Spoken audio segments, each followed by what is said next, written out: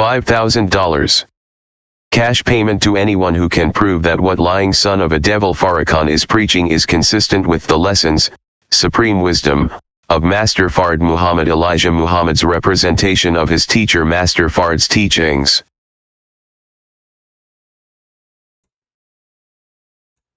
Assalamu alaikum, sisters and brothers. It's a very short presentation. Wasn't planning on giving one, but they did something to my system. It was down for hours, and I'm working hours trying to recover. And so it's partly a test to see if I recovered. Remarkable, just well, you can't stop the spring. You can try. Everybody trying.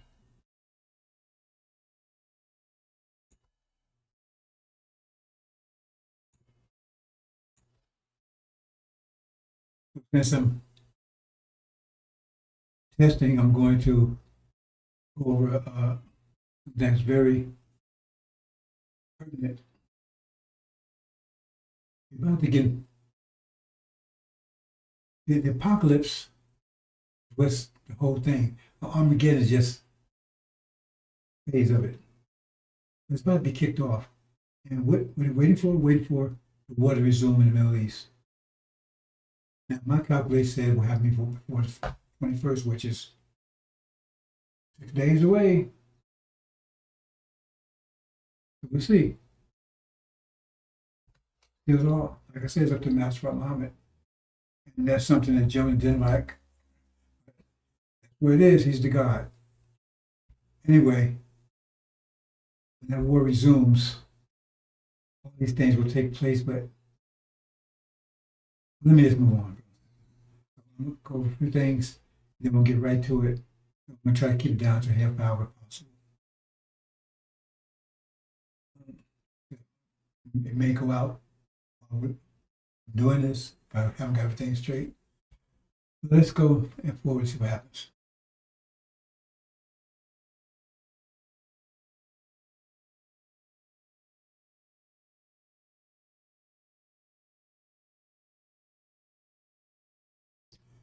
Now, go to the phases of the war. This war has many phases to it. One of the main phases from for the mention of the covenant, to get rid of the demons, separate those demons, because that's our first prerogative. But there's a collaboration going on with the mention of the covenant and the Master Rod. Is that vision. We'll talk about that in a minute. It has to happen. There's no point taking down the demons if you don't have a vision. Okay? So these things will happen almost simultaneously.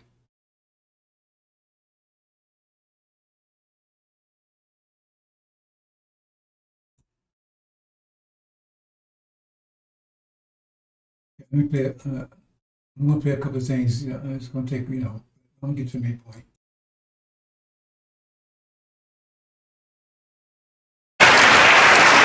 I got to do this.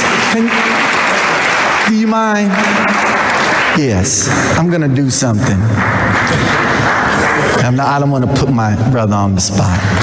See, this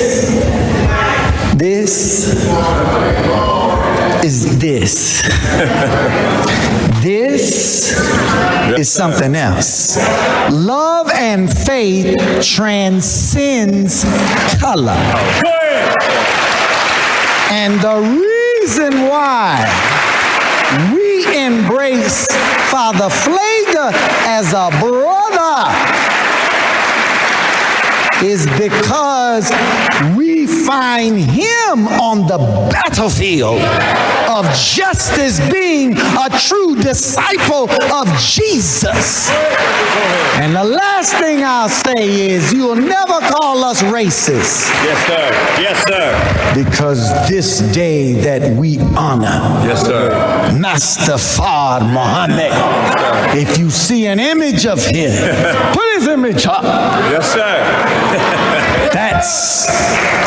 That's the man whose father was a black man and his mother a Caucasian.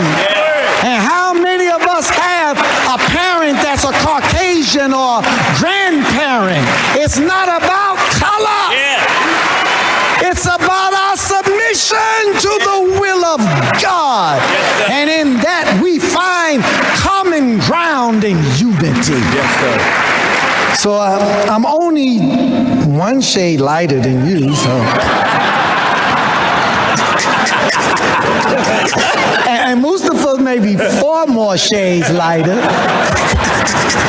We a family. Yes, sir. Let's stay a family and be a family and love each other as God would have us to love each other.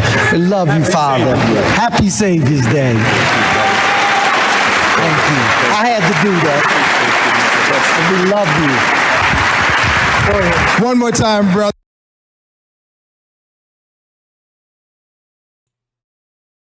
Total crap, total bullshit.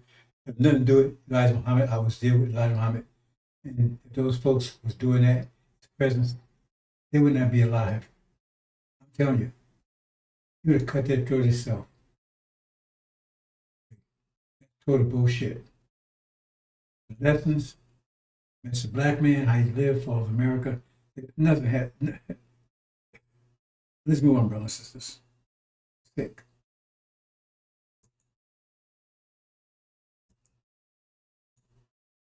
Do you then believe in a part of the book and disbelieve in the other?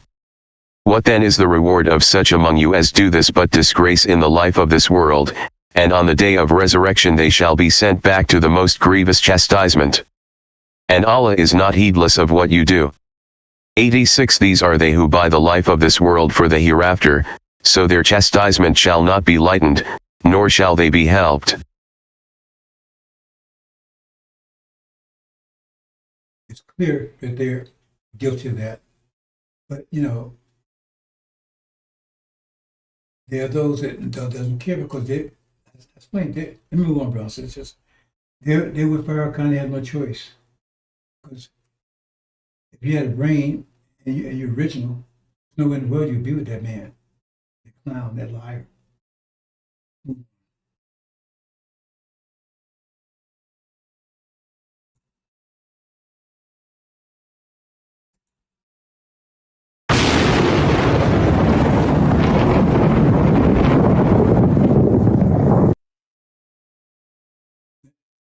Prove my point. Mention of the covenant, right? Okay. Remember, they believe in part of the book and disbelieve in the other. Okay. Mention of the covenant. That part.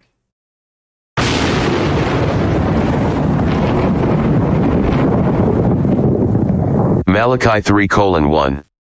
Behold, I will send my messenger, and he shall prepare the way before me, and the Lord, whom ye seek, shall suddenly come to his temple, even the messenger of the covenant, whom ye delight in. Behold, he shall come, saith the Lord of hosts. Okay, right here it says, Allah says this person is coming. He's a messenger. He's a messenger. So how is Elijah the last messenger? This is a messenger. See, right there. But they never mentioned this one, this messenger. They never mentioned the messenger of the covenant. Why not? And God, and they call him a liar because they said Elijah's the last one. Eternal leader of the nation of Islam. No one after him. It's clear right there. This is the verse they quote about Elijah, but they don't quote this part. Who's this messenger of the covenant that will come after Elijah? That was with Elijah. He came to Elijah's temple. And then Elijah prepared the way for him. Who is that? Never mention him. But right there. They know about this part. They read the first part. Let's move on.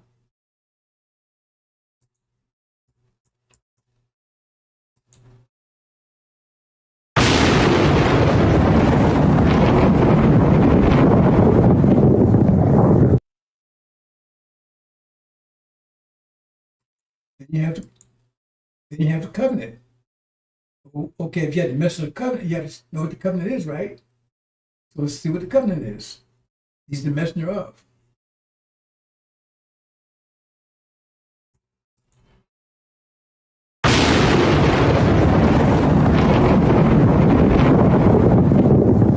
Genesis 15:12.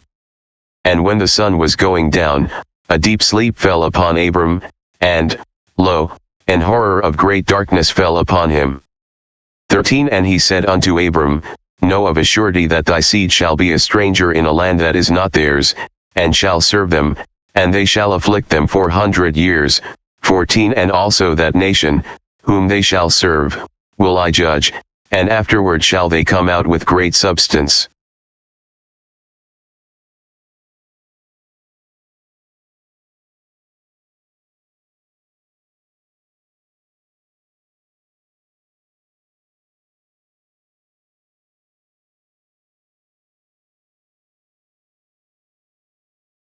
There it is, brothers and sisters. That's the covenant. But they never mention that either. They mention the first part. Okay, let's wait. Let me finish playing it.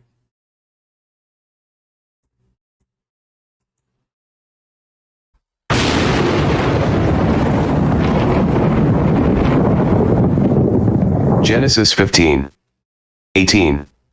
In the same day the Lord made a covenant with Abram, saying, Unto thy seed have I given this land, from the river of Egypt unto the great river, the river Euphrates.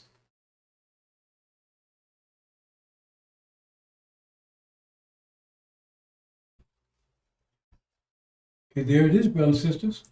There's the covenant. They never mention that either. They mention the first part about affliction, the 400 years. The second part, they don't mention that. They said, they call God a liar in the first instance, because he says, Elijah's the last one, but God says, no, message of the covenant is coming. They call him a liar now, because they say, ain't no, Elijah's the last one. And also here, they call God a liar here again, because they say, we ain't going nowhere. He says, that's a covenant, this word, we're leaving here. 2 times they call him a liar. Both times they don't mention this, but they mention the first part, they mention the second part. Clear enough for me. Let's look at one more thing here. We got the messenger covenant, we got the covenant. So what's the identity of the messenger covenant?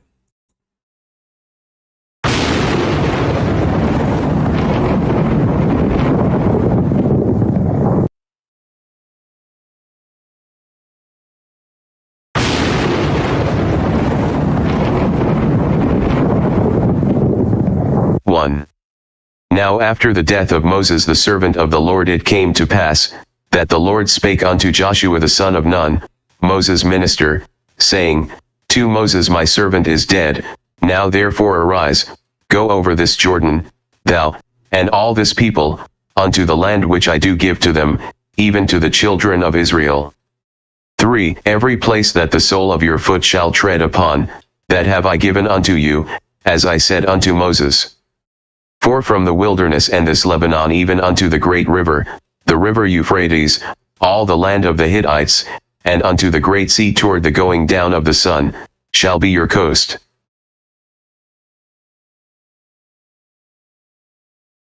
Okay, brothers and sisters, that's the identity, Joshua. But they say Aaron's, he's the Messiah. They don't mention Joshua. Right? Except that one case he said, oh, Joshua, he just mentioned the name. Right?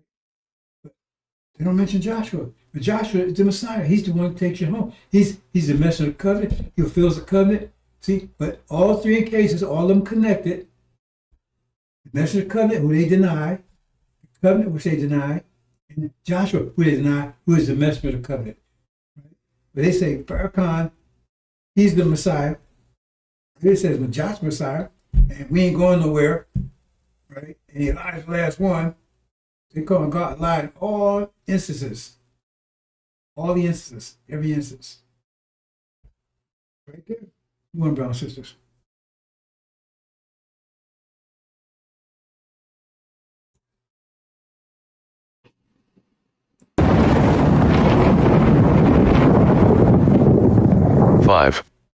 there shall not any man be able to stand before thee all the days of thy life. As I was with Moses, so I will be with thee. I will not fail thee, nor forsake thee. There it is. But can Farrakhan make that claim? Who was with him when they blew his ass up with those radiation pellets? Castrated the man. Now he's shitting and pissing in the bag. Was God with him then? Because they say nothing happens without the will of Allah. Isn't that what they say? So that means that happening, that was Allah's will. They said, hey, nothing happened to Joshua. He said, I'm with you 100%. You can't wear anything. Who's with Farrakhan when his ass got blown up? Curse with a curse because he done robbed the nation. They said, Sonny, he don't want any wars, he don't want anything for it. What? Why is he a multimillionaire? He hasn't been business or anything, and his son's also a multimillionaire. Let's move on, brothers and sisters. Good stuff. I'll get to my main point.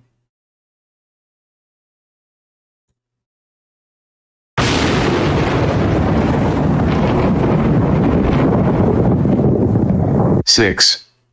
Be strong and of a good courage, for unto this people shalt thou divide for an inheritance the land, which I swear unto their fathers to give them.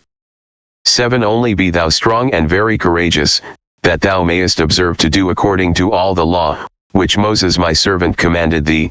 Turn not from it to the right hand or to the left, that thou mayest prosper whithersoever thou goest. 8. This book of the law shall not depart out of thy mouth, but thou shalt meditate therein day and night, that thou mayest observe to do according to all that is written therein, for then thou shalt make thy way prosperous, and then thou shalt have good success. 9. Have not I commanded thee?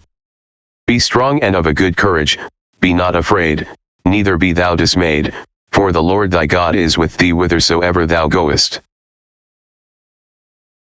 Clear enough to me, brothers and sisters. Then move on. I'm going to cut past a few things. So I'm going to keep it short.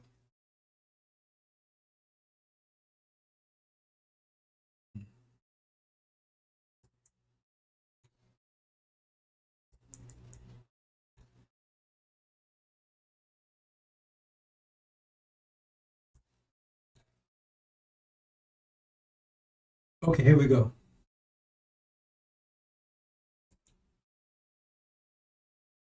Now, I'm going to point out a popular, go step by step. The first battle, it says that was a battle Suleiman had against the demons. Separate the demons out. First battle. The Lord will consume the spirit of his mouth and destroy the bright that was coming. He has to take on the son of addition, who's in Elijah's seat. His first mission. Right? So he'd be battling with the demons, and that's why I've been battling with them for 35 years. Because he said, the Lord would consume the spirit of his mouth and destroy it, so it'd be a period of time. So, I got this right. So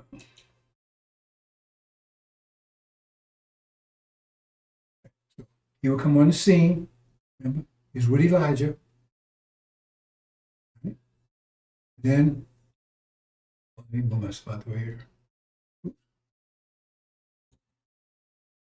I'm kind of like do this. I want to make this quick. Not too quick. And brother said I'm trying to, I can't do that anyway, can I? Okay. It's not working anyway, I forgot about that. Do it this way. Oops.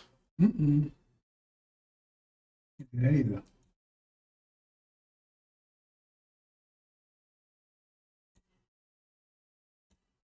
Okay, I can do this. Do it this way. Okay. He appears, right? Comes to Elijah's temple.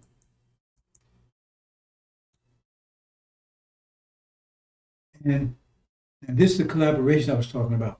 All Israel has to go down, a vision has to be established. There's no point in doing it, have a vision. There's a collaboration between, that's the result that this war will continues. So I'm pause now. It continues, right? The battle against the Antichrist, who has stolen our identity. That's what I call Antichrist. I'm not good at mathematics. What I call Antichrist. But that has to go down. The vision has to be established. That vision was set up to deceive us. That's to go down. This is what's going down. We see Jerusalem surrounded by armies. Keep that in mind.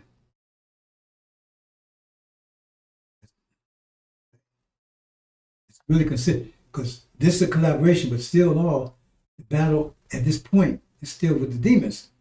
But this has occurred almost simultaneous. Well, I shouldn't say it because the battle of demons is a 35-year battle. This is the final stage of that, where you take the, that's a collaboration. This is where you have to get the vision, right? So you can give the people a mind back. But Master Muhammad is taken down physically. That's the war in heaven. We see Jerusalem surrounded by armies. If you understand.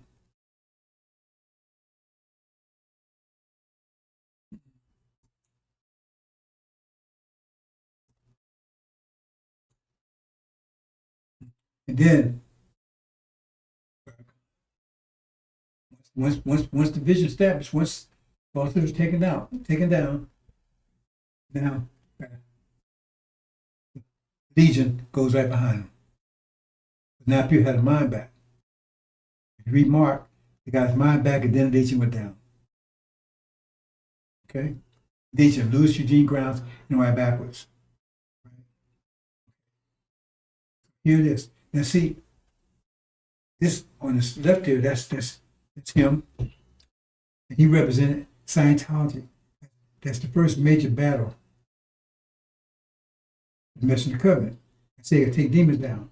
And he was, it's the mind, that's the mind situation. Get our mind back. That's the first battle, get our minds back. Right? And that means we have to get our vision. They come together. Vision and the mind have to come together. So Master Muhammad takes vision physically down, Suleiman takes down spiritually, right, mentally, and it takes some position down with it. Sorry, okay, let's move on. Then the next battle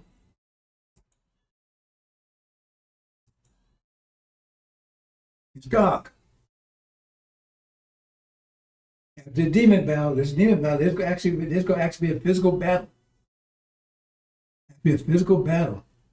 It tells you in Exodus. It says, "Those with the Lord come with me," and then they got the war with Aaron and his followers. There's going to be a war because they're going to try to. Without getting too much detail here, brothers and sisters, their idea is to take America, and it's approximately 34 million blacks in America. Blacks is a generic term. Half of them are demons, masters, black-faced children, house niggas, and half is the original people, the saints. But their idea is, if we all work together, 34 million, we could take America. Because America will be in big trouble in a minute, and they're going to have a hard time concentrating on us, because they're going to be a war in the Middle East, going to be a war in Europe, we conflict here in America. So they say, this is the time to take America. And they figure, so what they're going to try to do is they're going to try to, if they can't convince, they're going to try to take out the leaders. That's what said, the Son of Man be betrayed. Take out the leaders. Hopefully they get the rest of to be with them to fight with Mary. That's the locust war. So I'm not going to go too much detail, but I'm trying to give you the basic idea. It's not going to work. So then once that's happened, now we got our mind back now. Right? Mind back. And we got a vision. So now we're uniting. We got mind, the vision and mind come together. Right? So now we're uniting. See the great army. But God doesn't want us to leave. Right? So got mind back, vision, and now We want to get our freedom back. We're still a prisoner here in America. We're still in their control. Right? So now that's the battle for control. Our control, our nation, independence. And God is going to try to stop that. They're going to be attacking us. They can't stop us, they're going to attack us. Anyway, the whole thing is resistance to us leaving here. Right? So that's the next battle, Gog.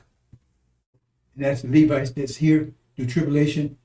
They can battle with God to get out of here. Well, the demons will be trying to battle in God to try to take America. That's the next stage. First, Antichrist, along with the demons. Those two go together. And then Gog. Okay?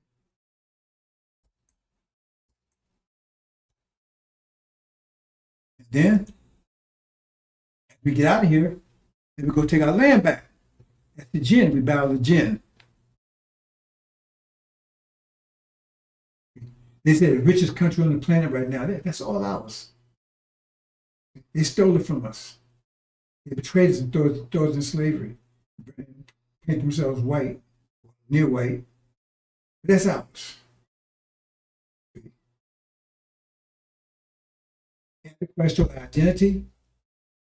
God stole our labor, our energy. Understand? And demons, right? Confused us.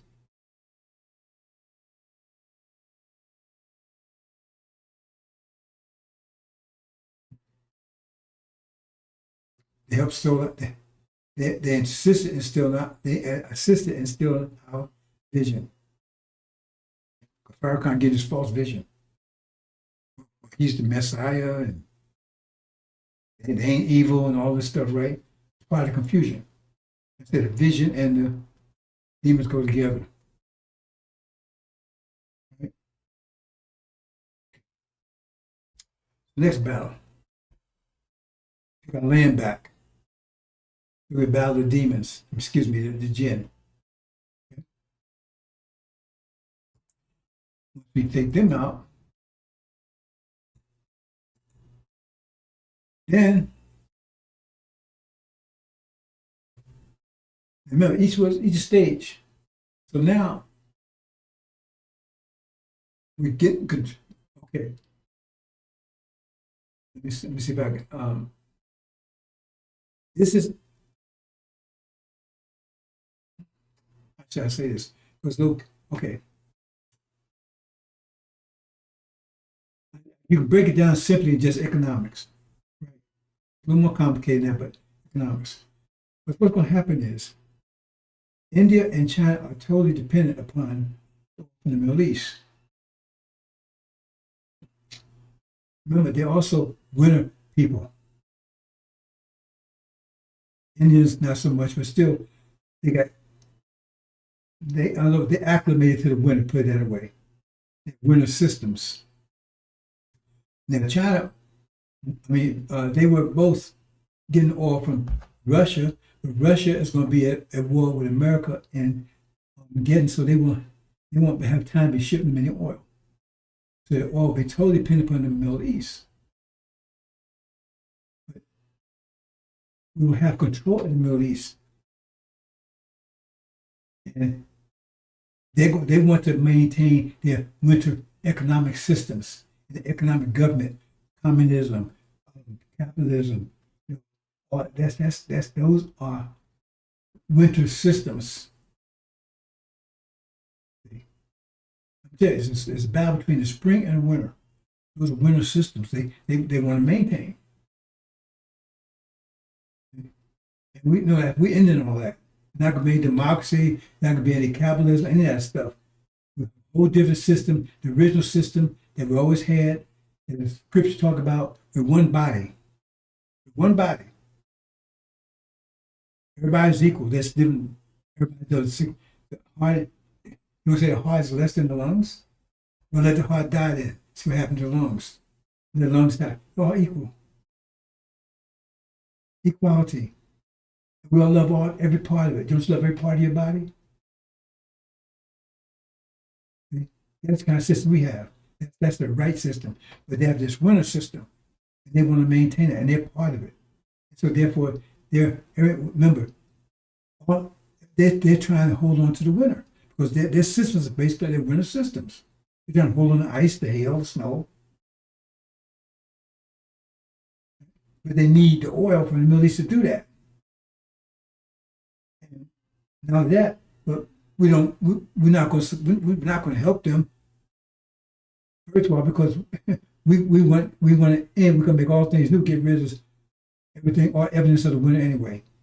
I'm trying to keep it as simple as possible here, brothers. Sisters, you understand? So they're going to go to war with us, get that oil, and try to maintain those winner systems. One of them is communist, the leopard in Daniel. One's 4 heads authoritarian, and 4 wings democracy. You can't make that up. And they want to maintain those systems. And those systems, no, they're gone. And we're not going to fuel them. They need that energy from the Middle East to fuel it, and we have control of it. So that's going to provoke the war. Listen to them. Said these 10 kings will make, these 10 horns will make war with the Lamb, and then overcome them. They're also called Death and Hades. The leopard, yellow with brown spots. Okay, that's the next war. Okay, and so we got these more.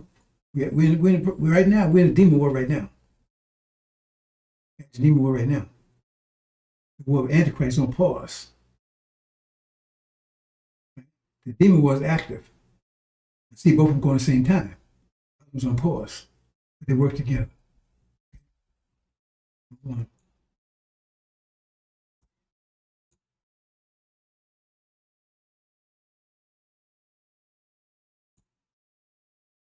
Now,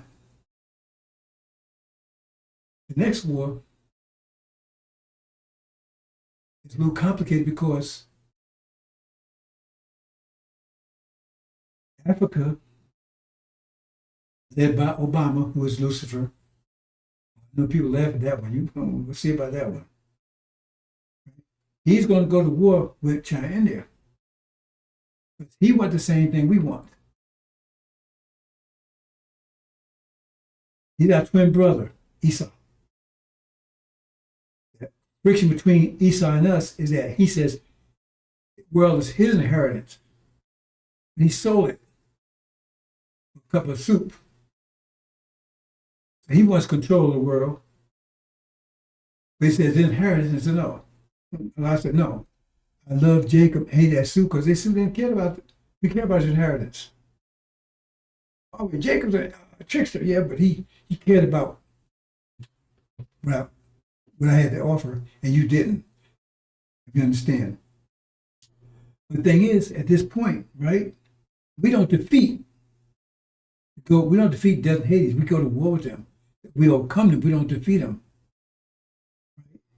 We beat them off. We beat them off.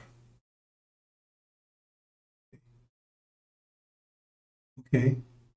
Now, Africa was with them when they took down America. I'm not going to what they're doing. I'm talking about our war. I'm not going to their wars, but in this case, I am. Because you have to understand what's going on. They go to war with us, they attack us, and we beat them off. Right? Okay. At that point, right, they're at war with Africa now. Right?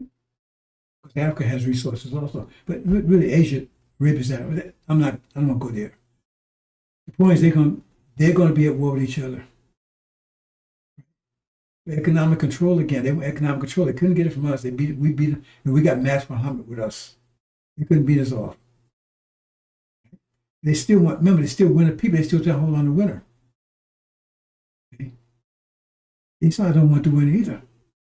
He wants the spring also. He wants the summer. He just wants control of it. Okay?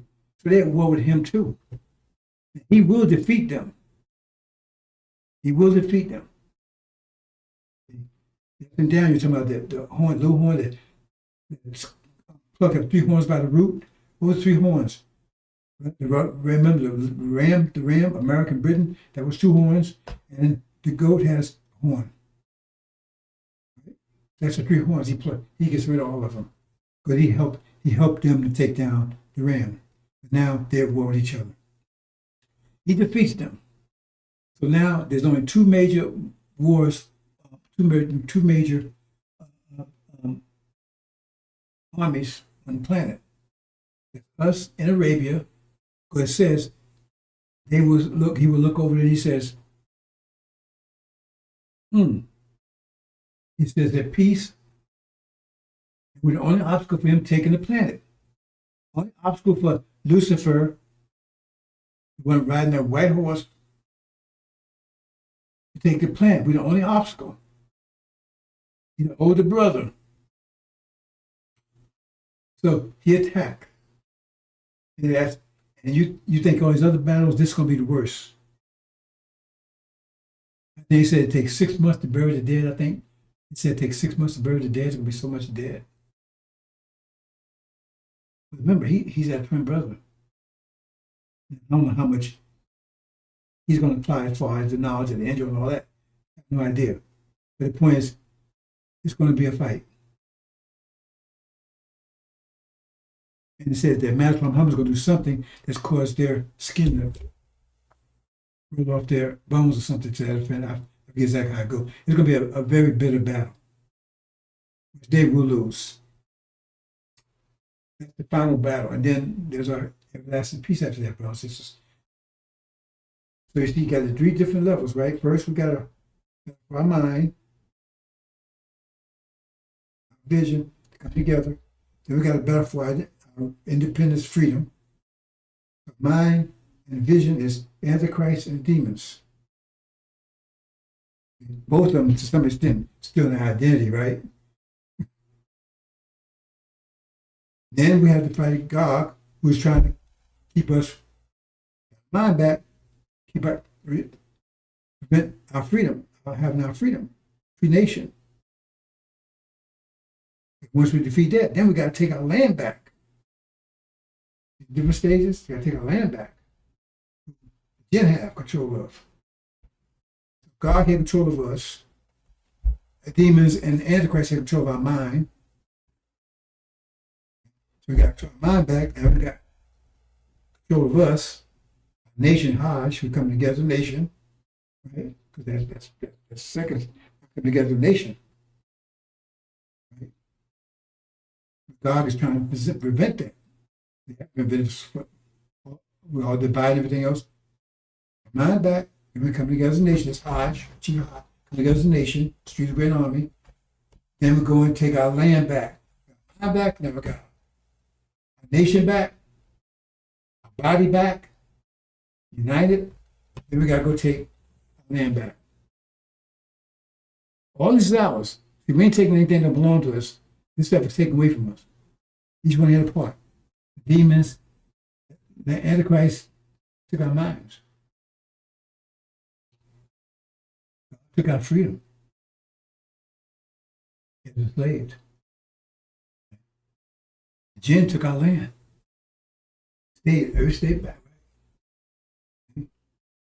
When you look at it, another point of view, we're talking about economics. Well, actually, they took out economics too, because the economics that was here, and I talked about it yesterday, they gave all the industry to China. China became powerful, and all the intellectual to India. So you see it right there. And they want to maintain that. Economics. Winter system. All these are winter system. Capitalism, all that's winter. Democracy, all those winter systems. So we have to take on. And then finally, we take control of the planet. And the battle for take control of the planet. And it's over. That's the battles we have to. And said Joshua will lead. Oh boy, he said Joshua lead it. Maybe I'm missing that one. Maybe there's a Joshua Jr. I'm 77 years old next month. I can't believe this. Well, when it's an energy burst, maybe maybe I'll be back to 20 or something. Because right now, it's there. So I guess I don't want to be a disbeliever, right? Always say he's gonna lead. He's gonna lead all those battles. And in the background, Josh's gonna lead all those battles. No one will be able to stand before him. You have to worry about be battles. Blood. Blood hides what's his brow. It's not gonna be a joke. All these battles, each one's more intense than the one before. Each one's more intense than the one before. Because you think that battle for our land is gonna be easy? People, they're crazy. There's gonna be a Shia and Sunni battle, but the one that's going to be worse than that. It's going to flood the sands with blood. They got problems with Shia, but they got a bigger problem with us. They already tried to kill us already. They saw us in slavery. Plus, we black, which they were originally. Was black. But they, we niggers. Oh man, we're gonna get them to take a rape. Oh man, just the mentality of it. It's gonna be very bloody. Then the one against that's gonna be more bloody. I mean, look, remember that's the most populous nation on the planet. China, India. We're talking about billions of soldiers. Number like 100, 200 to 1. That's gonna be bloody. Be more bloody than the one with the gin. And then we go our twin brothers. They're as strong as we are. Oh man! Each one's more bloody than the one before.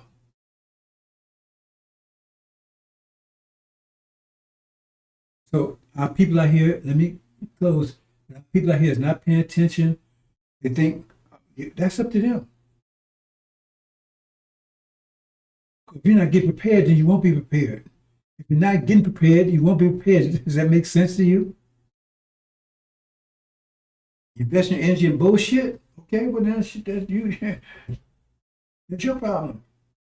I'm not losing anything. People lost from lack of knowledge. Some of it is their own fault, purpose, own fault.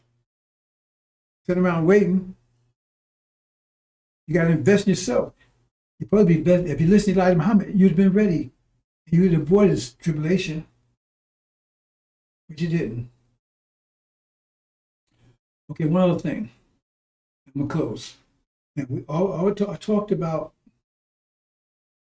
your protection. So I talked about it yesterday. So you look into it. I wanted to do more detail, but the bottom line is that's your protection. It tells you clearly. You don't need missiles. You don't need guns. Look at the story of Battle of Jericho. The Battle of Jericho. Jericho was a place where they had the fortress was so powerful. They said, God can't even step against this. So and they brought it down what? Their voice. Unity. Did Hajj. They walked around 7 days, saying the same thing, and brought it down. More effective than a missile, bomb, or anything. I'm trying to explain to you, right? Once you achieve unity and you think on the same wavelength and everything else, weather will be your weapon. It tells you that weather will be your weapon. It says, I save snow and hail for their battle. How can you store it up for their battle if it wasn't weapons? I'm not against that, bro. So anyway, I'm not sure. This may be my last quote. I wasn't planning on doing this today. I didn't realize that my system was down, so I had to get back up. But I spent a whole day messing with this. I'm going to give you the basic idea what's going on, brothers and sisters. And these brothers and sisters not paying attention. They listen to Elijah, they wouldn't have fell for Farrakhan. There's no way. They've been prepared for now. They would avoid the tribulation. Now they got to go through it. You can live out here, avoid tribulation, go straight home, Because the thing is, the time that elect leaves with the lamb, most likely be preparation when the Levites get there for the actual battle. But we're not be dependent upon them. If we see if that would make it, then we'll go ahead and go on to war. Most is preparation. But we don't know if they're gonna make it or not, because there's a question about that. Hope you understand, brothers and sisters. But out of Jericho, with weapons, with not weapons that you, weather is more powerful than any bomb they have. In fact, the most powerful weapons depend on the weather to operate. I'm gonna leave it there, brothers and sisters. That's the battle. Mind, vision. But we're in that battle right now. We're not taking down demons. Muhammad's getting ready to unleash, take down Antichrist. And restore our mind and vision. We have to come together. And then God prevent us leaving, if not destroy us. You know, if we get out of here, remember that was their thing. You ask your questions. They said, let's do shrewdly with them. He said, war breaks out, and they fight. They fight, against the enemy. They leave. Why would they want us to leave the country? You ask yourself that? They should be glad we're leaving. Why do they want us to leave? See? Reasons. Because they know if we become a great nation, we're going to take revenge. I'm going to leave this. I'm going to say one thing. This clown was talking. I forgot who was talking it. You can't take revenge because revenge is not justice. If somebody do something to you, you seek justice, shouldn't seek revenge. You listen to these damn people that say stuff. Revenge is justice. It's direct justice. God said he's going to take revenge, ain't he? Said they have vengeance. God is justice. They say this dumb shit and we buy it. Like all stuff about Jesus, and he dead, but he come back to life. He brought himself back to life. Well, he was dead. He can't bring himself back to life. He was dead. He wasn't dead then. If he was dead, he wouldn't know he was dead. And we swallow this shit. We don't even put no salt or pepper on. We just swallow it. None of this shit make any sense. God's love. Remember they tried to correct that this Sunday? Last Sunday I jumped on about it. Oh no, God hates. Remember last Sunday before that, God loves. He's all 100% love. Now, see, that shows they're reacting. No, he goddamn right he hates. He hates the wicked. But then again, they say, well, he's gonna knock out the wicked and all that kind of stuff, right? Well, I mean, wait a minute, hold it. Who created them? So he got a problem right there. I created something that's not working. I'm gonna beat the shit out of it because it ain't working. It ain't working because I messed up. I should be kicking myself in the ass. I built something that don't work. I'm gonna get mad at it because it don't work. It's all bullshit. But we let that stuff go. Let it fly. If we swallow this shit down, no salt, no pepper, no, we just swallow it down whole.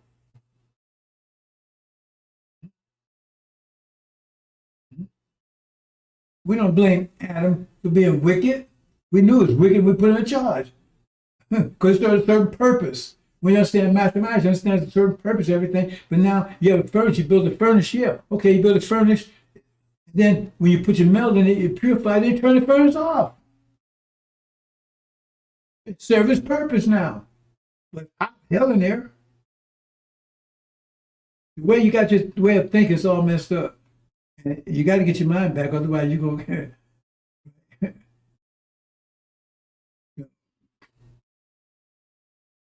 it's just not the way you think.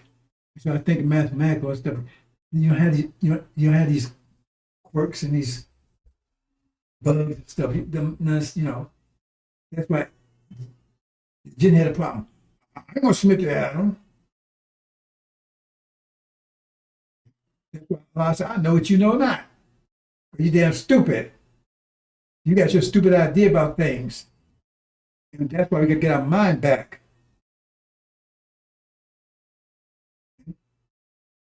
Adam was,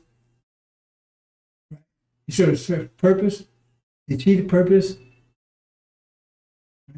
He took turns from gold into diamonds. So now his purpose. He served his purpose. We still have a use for him, but that's not so together. Anyway, it's not. Usually when you get your mind back, then we'll talk. Right now, I can say a lot of things, bro. It's just, I just hear people say, I just know, that's okay. Yeah, that's not justice. You know, you want somebody to attack you, hurt your child or whatever, then you after him. Man, you shouldn't be after him, man. That's vengeance, man. Well, you goddamn right, it's vengeance. What's wrong with that? You got to be just. Really? Then why is God full of vengeance? Why is he going to take vengeance? Why tell us to do double to them what they did to us? They make up shit don't make any sense. Those clowns that say stuff too don't make it. Never make any sense. See? But we swallow it whole. Don't even cook it. Swallow it raw. He-Man. I'll take it raw.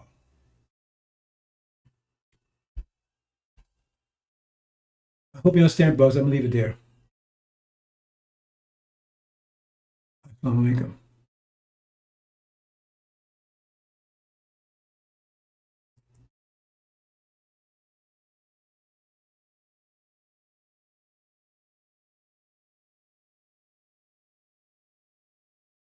Well, was it finished? Showing where he, right, he goes war with them, and then he goes war with us. Right? And then we take him out.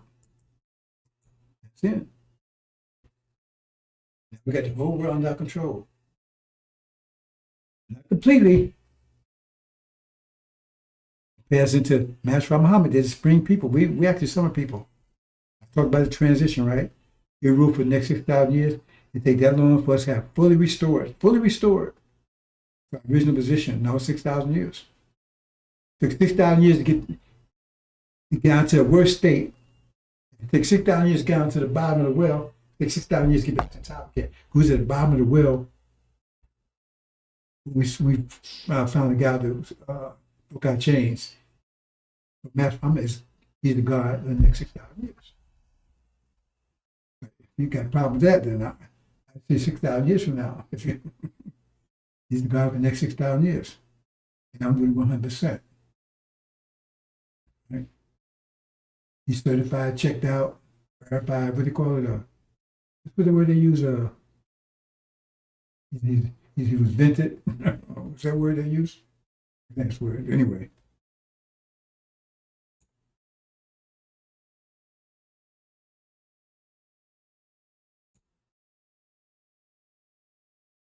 That's something else.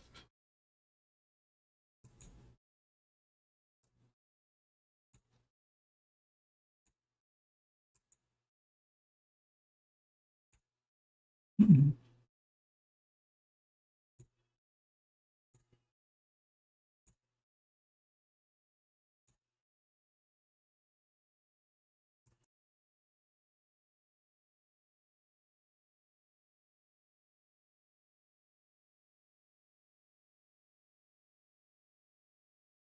We have a lot of that going on, but we're taking care of our farmers. We can't let our farmers not have anybody. These people. You can't replace them very easily. People that live in the inner city are not doing that work. They're just not doing that work, and they've tried. We've tried. Everybody tried. They don't do it. These people do it naturally. I said, what happens if they get it to a farmer the other day? What happens if they get a bad back? He said, they don't get a bad back, sir, because if they get a bad back, they die. I said, that's interesting, isn't it? Well, you heard that. Donald Trump is a believer in eugenics. He believes that white people are the superior race, and inner city is code for black people, and he believes black people cannot now work on the farms. I guess they're not good enough for that. So Hispanic people can do it because they have the backs for it. This is what this man is saying out loud in interviews. He is a racist. It's been proven time and time again. The man had Mein Kampf on his bedside table that he would read at night. Enough to let you know where he stands on that. Just more outrageous, racist things from Donald Trump. They want to arrest those who can do the farm work well until their backs give out. And then he'll probably ship them to El Salvador or some other country. Just more vile statements from the president and let you know where he's.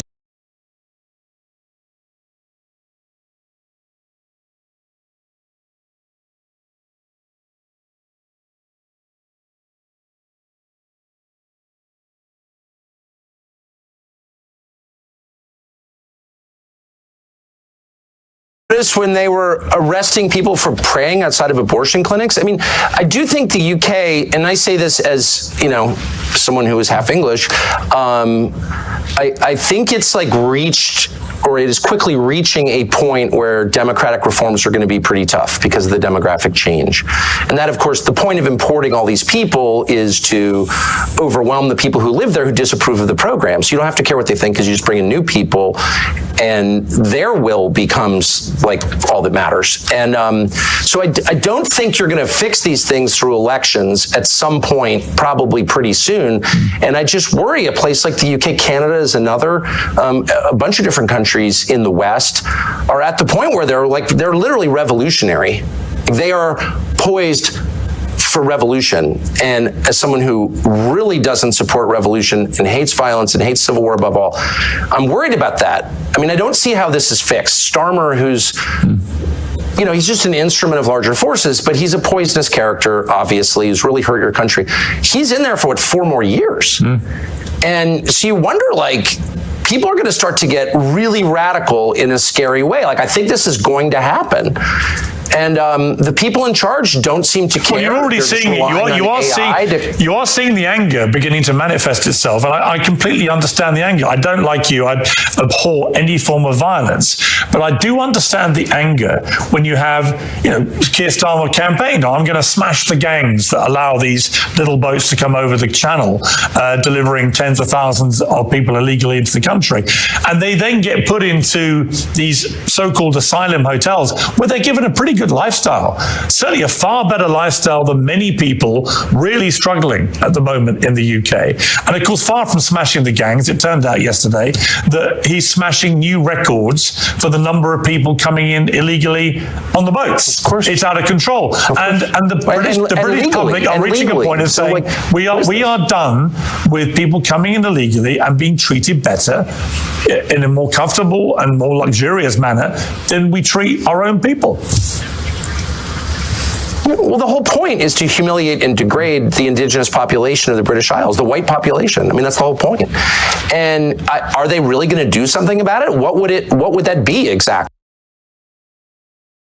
I'm reaching a point of saying we are done with people coming in illegally and being treated better in a more comfortable and more luxurious manner than we treat our own people. Well, the whole point is to humiliate and degrade the indigenous population of the British Isles, the white population. I mean, that's the whole point. And are they really going to do something about it? What would that be exactly? You'd really have to force a lot of people to go back to their countries of origin, millions of people, and you need to do it really soon. And are they actually willing to do that? I don't know, but these are existential questions that we have been browbeat into ignoring for decades. But the question is, like, is Ireland if it's majority non-Irish? Oh, shut up, they're Irish. No, they're actually not Irish. Same with the UK, same with England, Scotland, Wales. Like, it's all changing so fast. Nothing like this has ever happened in all of history, except when, say, the Mongols swept across the steppe and raped everybody. Like, that was true demographic change on this scale. But even that wasn't as profound as what we're seeing in every white country around the world. I would say the West, but Australia and New Zealand also. So, like, what is that? Now, my brain is not big enough to understand what that is. I have a lot of theories about it, but I don't know if they're true. All I know is what the numbers are, and that's real, and no one feels that he can say it. Everyone's like, oh, well, if that were happening in China or India or Malaysia or Senegal, it doesn't matter. You'd be like, what the hell is that? Like, the population's totally different. Look at graduation. Pick, King's College Law School, and look at the graduation picture for the last 30 years. Who's in it? Just like, let your eyes tell you the truth for once. Like, this is a total change in population. Is it better? Is it worse? Can't have that conversation. Who's pushing this? Does the population want it? The population clearly doesn't want it. There's no polling that's meaningful on the subject. There's no referendum on it. You don't get to decide. You've got no voice in it, other than you get to go to jail if you complain loudly enough about it. What is this? I think it's the biggest and darkest thing that has happened in the last 1,000 years, for sure. And I think it's leading somewhere really, really bad. It's not happening by accident, that's obvious, because it's only happening in white countries. I think that... Oh, shut up, white supremacist. Well, in fact, I'm not a white supremacist. I'm just noticing what the hell's going on. I think most people I've spoken to about this in the UK, most people have always viewed the UK to be a very tolerant, multicultural, cosmopolitan place to live. That's why so many people want to come here. And people have no problem with that. And it's been very successful for a long period of time. But it's multicultural? What does that mean? We have a lot of different people from different countries, different cultures, and it's always worked historically. So is Sharia law in a multicultural country? Is Sharia law?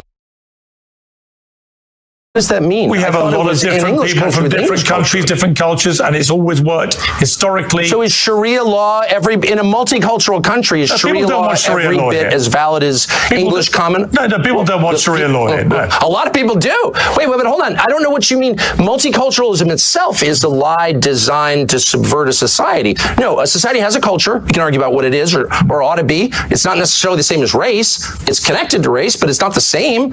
People from different races can buy into your culture. That was kind of the beauty of the West. But a multicultural society is not sustainable. There's never been such a thing. Is one culture will dominate. Hang on, Tucker. Surely the United States of America, given the very way it was created, is the epitome of a multicultural society. And my point I was going to make to you was... It's absolutely not. No. It's a multiracial society. Yeah. Though it was not actually a multiracial society up until pretty recent. It was just like 90% white for most of its existence, but whatever. But you did have different peoples, you had different religions, that was all totally fine, but there was one culture, as American culture. There's no such thing as a multicultural society. It's not sustainable. One culture will overwhelm the other. Again, it's not the same as race. It's not identical to race. It's connected, but it's not the same. But multiculturalism is by definition insane. No, it's never happened. It never will happen. One culture will predominate. It will impose its values on everybody else. The gay thing, which was not a thing 40 years ago, gay was a slur, all of a sudden becomes multicultural there. There's one culture, and it's required. And that's true in every society, because a culture is a commonly agreed upon set of values, which in their firmest form are called laws. But those values can evolve. This is true everywhere all the time. Those values can evolve. Of course they evolve, but there's only one set of them. It's not multicultural. There's one set. You worship one God in every society. Sorry. But your country's values were established by the United States Constitution, and that's had, 26, 27 amendments, right? So your own values, as determined by the founding fathers, they have evolved and been changed to accommodate changing time. There's no doubt. Look, I'm not even arguing against change. That's natural. It's natural that people's views evolve. So the culture changes. Once you start rejecting the laws of nature, then you're doomed. But let me just say, no, of course, societies change. I get it. All I'm saying, I'm making a very discrete, specific point, which is multiculturalism as an idea is laughably stupid. It has never worked. We never had it anywhere, and it never will exist because it's contrary to human nature. One culture, one way of looking at things, one worldview will predominate, and it will punish all who deviate from it. That is the nature of societies. So if you're telling me it's determined by the founding fathers, they have evolved and been changed to accommodate changing time. There's no doubt. Look, I'm not even arguing against change. That's natural. It's natural that people's views evolve. So those values can evolve. There's one culture, and it's required. And that's true in every society, because a culture is a commonly agreed upon set of values, which in their firmest form are called laws. But those values can evolve. This is true everywhere. But those values can evolve. Of course they evolve, but there's only one set of them. It's not multicultural. There's one set. You worship one God in every society. Sorry. Your country's values were established by the United States Constitution, and that's had, what is it, 26, 27 amendments, right? So your own values, as determined by the founding fathers, they have evolved and been changed to accommodate changing times. There's no doubt. Look, I'm not even arguing against change. Natural that people's views evolve. So the culture changes. Once you start rejecting the laws of nature, then you're doomed. But let me just say, no, of course, societies change. I get it. All I'm saying, I'm making a very discrete, specific point, which is multiculturalism as an idea is laughably stupid. It has never worked. We never had it anywhere, and it never will exist because it's contrary to human nature. One culture, one way of looking at things, one worldview will predominate, and it will punish all who deviate from it. That is the nature of societies. So if you're telling me it's multicultural, we can all live and have radically different values, that's just not true. It's never been true. It never will be true. So you're having one culture, one worldview predominate over another and dominate and suppress all dissent. That's just what it is, dude. Let's be honest. I would point to the United States of America and the United Kingdom as two shining examples, albeit not completely without their flaws, but shining examples of places that are deemed by the rest of the world. I certainly feel that about my country. Well, I certainly think that inherent in Christianity is the notion of tolerance, and that draws from a core Christian concept, which is free will. You cannot force someone to convert. There's never been conversion by the sword in Christianity. People decide to believe in it. And so that is central to the religion, therefore it's been central to the society. Western civilization is Christian civilization. And so we call that tolerance. It's a respect for your inherent God-given right to make a choice about what you believe. Okay, so of course, that's always been a feature. My only point is, a society has a commonly agreed upon set of beliefs, rules, and laws that are the definition of the society itself. That's what a society is. So you can't have competing. You can't have, gay world and Sharia world living co-equally in a society. That does not happen. It will never happen. You have to pick one. Are we the Sharia society? Are we the party time gay rights society? Which one? And you can't face that reality. So you're just sort of snoozing along until the inevitable point where you're going to wake up and be like, my values have no bearing on what our society is anymore, because we've been invaded by other people with a totally different worldview, and they're now in charge. And that day is coming very soon for your country, and maybe it'll improve it. I don't think the UK could be a lot worse than it already is. It's this kind of disgusting, sad, self-hating, suicidal island that was once great. It kills me to see it as a half English person, but that day is coming. It will change. You will either decide to be Western or Eastern. That's a choice that we're all going to face. I don't want to face that choice, but it's being foisted upon us by the architect. That's a choice that we're all going to face. Suicidal island that was once great. It kills me to see it as a half English. That day is coming. It will change. You will either decide to be Western or Eastern. That's a choice that we're all going to face. I don't want to face that choice, but it's being foisted upon us by the architects of mass migration. Sorry. I would question your characterization as my country as a sad, disgusting, what's the rest of it, suicidal nation. I feel none of those things. I feel very happy to be in the United Kingdom, and I feel that there are lots of very happy. Our system, the Western system, which is very distinct from the Eastern system, very distinct, and it's distinct on this one precise point, we believe and have always believed since this country was founded, since your country became, not a pure monarchy, but even when it was a pure monarchy, the belief in the West, because of Christianity, was the worst thing you can do is punish the innocent. That's the worst thing you can do. That's worse than not punishing the guilty. And we often said that to each other. We no longer say that because there is a pretty concerted effort to blur the meaning of these terms. But I'm not going to be deterred from defining words precisely. Terror is murdering people, killing people, punishing people who committed no crime. Period. So when the Israeli government says it has repeatedly that even though over 20,000 completely innocent children are believed to have died in their response to what Hamas did on October the 7th at the hands of the IDF, there are many on the pro-Palestinian side who say that Israel is behaving like terrorists too in the way that they have gone about conducting this war. Would you go as far as to say that? One of the things that I really object to now is this relentless focus on Israel, which, by the way, is a foreign country that I have nothing to do with.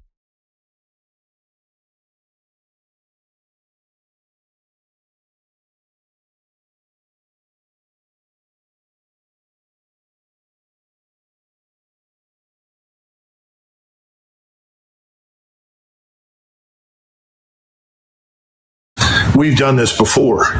Now, maybe today things are different, and we will end up living in a nation that is sharply divided and may ultimately produce something else. But I'm an American. I love my country. I want to see it stay together. I'm interested in social cohesion, which means that I think our laws, customs, and culture have to be dominant. We can accept some diversity on the edges, but not fundamental division.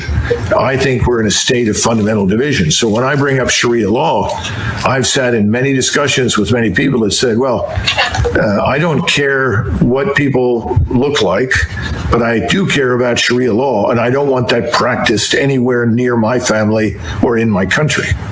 And that's something you should be aware of. So the notion that someone can come here and say, well, that's part of my religion and we're going to abide by Sharia law, they're going to find serious resistance and opposition in the country. That's and as I clarified, It's because it matters. It's this thing we call societal cohesion. Nations do not exist on their own. They have a core population. Our core population from the very beginning was always at least 80% European and Christian and about 15 to 20% African. But when you start bringing in huge numbers, millions, who are fundamentally different from the core population, you are going to get violence, anger, and conflict. How many times have you heard people say, if you bring people in from the developing world, what do you get? The developing world. And now we've got that. You can't bring in hundreds of thousands of people from Somalia, plant them, of all places, in Minnesota, and then be shocked that, no, they're not Americans. They're not really interested in being Americans. They're foreigners living on American soil. Nobody wants to say that publicly. If you do, oh, well, you're a racist. Well, you know, the world is full of racists. The real war that's going to decide our fate is not going to be fought anywhere overseas. It's going to be fought right here inside the United States. Are we going to survive as a republic, as an English-speaking republic that rests on the foundations of Western civilization? Or are we going to become something else? One point that is The Constitution was completed in 1789. I think we had 5 million people living in the 13 British colonies. We were 90% white, that is excluding the Africans that were in the country who had been brought here as slaves. But we were 90% white. We were 90% Protestant. And this may be hard for you to believe, but the people that wrote that were trying to protect all of the Protestant sects from a state church on the model of the Church of England and the Roman Catholic Church. That's one of the reasons it was almost 100 years or more after that before people began to finally accept Catholicism as a religion, because it was viewed as political power. My point to you is the Constitution is outdated. The way we are governed is outdated. It has to be re-examined. Nobody in 1789 imagined that anybody would come to the United States except another lunatic, religious fanatical Protestant who hated the Church of England. That's what people feared. That's what they thought of. The Constitution that we have does many good things, but I would argue that the Bill of Rights is ultimately more important. The Bill of Rights is vital and essential, and that needs to be defended. But the Constitution and the way we govern and the things that we're doing, it's out of date. It doesn't fit our needs. And that's back to my comment on something given has no value. You have to earn it. And we haven't made anybody earn their place in this country. I'm talking about people like me that have been here forever. My first ancestor stepped off the boat in 1681. So we've got to get back to some notion of national service, because national service promotes national integration. It addresses some of these problems that you're discussing. Now, I know that you may not want to conform and may not want to be as I am, but I'm an American and nobody questions that. Nobody ever will. If you don't want to stand out and be questioned, then I suggest that you change your appearance, because I don't think it's life or death for you to wear what you wear. I think this conversation. It's not fine, because it's leading to violence that could have otherwise been avoided. You see, every great nation, every large nation can always accept some number of people into its ranks that are different from them. It's always been the case. But if you suddenly import millions, which is what's happened here and happened in Europe, then you threaten the core gene pool. What I'm trying to tell you is there's a problem. And we can all pretend that there isn't, and you can insist there isn't, but that's the view. And I think it's incumbent upon all of us to address it truthfully and openly. Stop pretending it's not a problem. It's a problem. I mean, what's also a problem is white supremacy, and that's. No, because you're saying you're different, you're going to remain different, and you don't think that if that's not compatible with being an American, then the hell with it. That's what you're going to do. Well, then what do you make then of, white American people who convert, let's say, to Islam and choose to cover? Are they not American anymore? Listen, if they want to do that, that's obviously their business. I don't know how many are out there that do that. I think again, it's ill-advised. I think you have to hold the society together. There has to be an agreement on certain things, customs, culture, way of life. And unfortunately, if you're going to practice rigidly a brand of Islam that demands certain things, and this is why I asked right off the bat, do you support Sharia law? I'm a Muslim. What being a Muslim means is I follow the guidelines of my religion, which is a peaceful. Does your religion dictate to you Sharia law? My religion dictates to me to be a good human being, to be good to my neighbors, to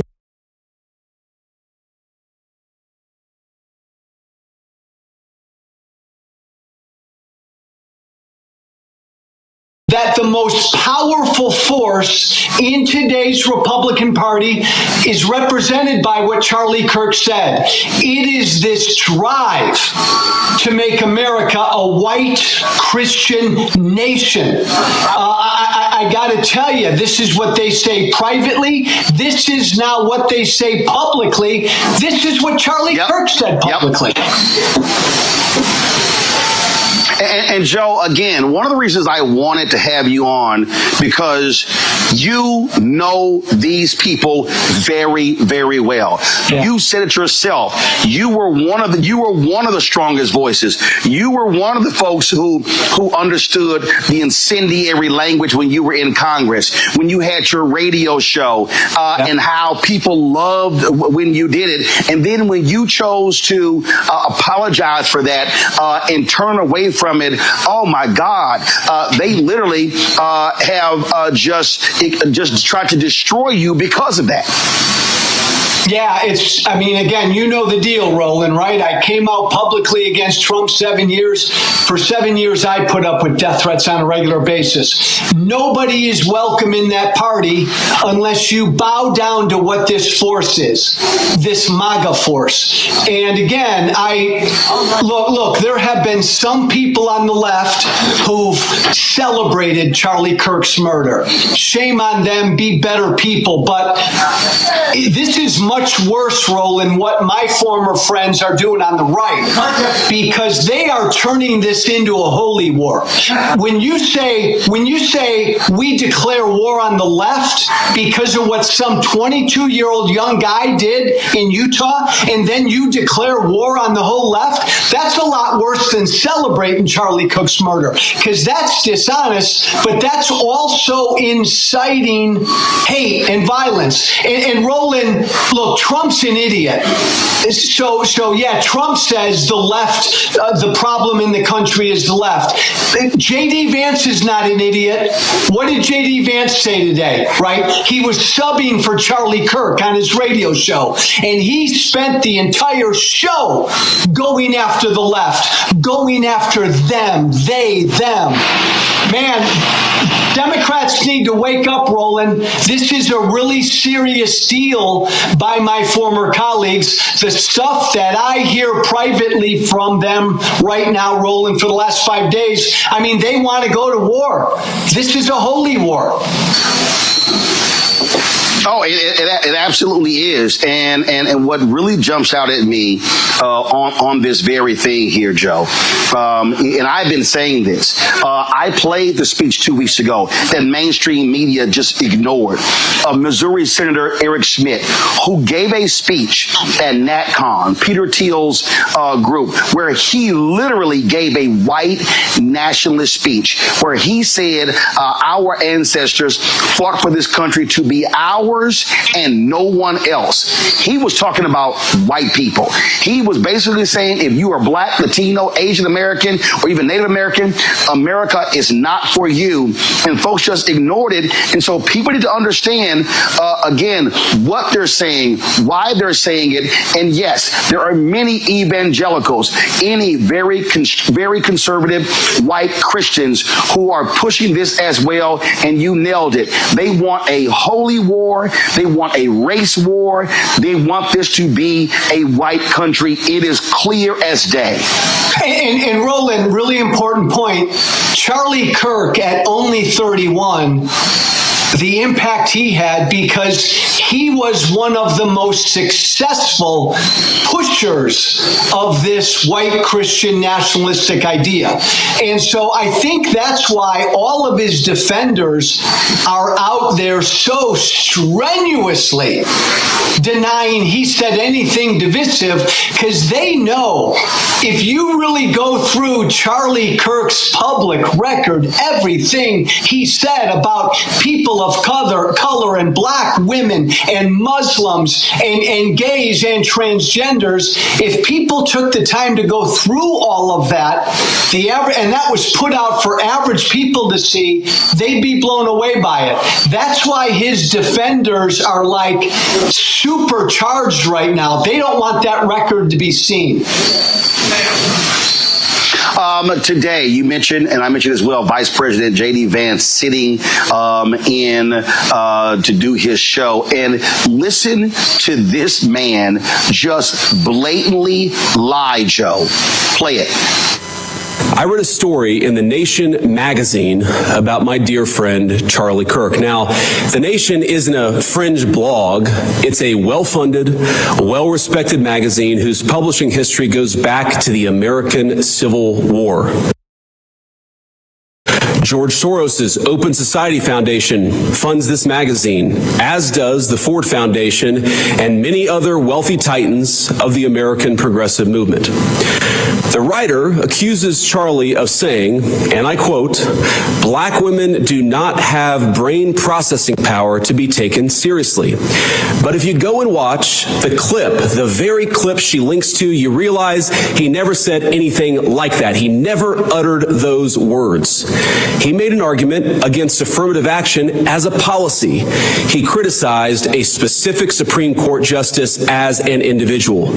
He never said anything about Black women as a group. He made an argument for judging people of all races and backgrounds by their own individual merits. Bullshit. Okay, Joe, this is actually what he said. No, Roland, that's utter bullshit. In fact, if we would have said 3 weeks ago, Blake, if we would have said that Joy Reid and Michelle Obama and Sheila Jackson Lee and Ketanji Brown Jackson were affirmative action picks, we would have been called the racist. But now they're coming out and they're saying it for us. They're coming out and they're saying, I'm only here because of affirmative action. Yeah, we know. You do not have the brain processing power to otherwise be taken really seriously. You had to go steal a white person's slot to go be taken somewhat seriously. Play cut 52.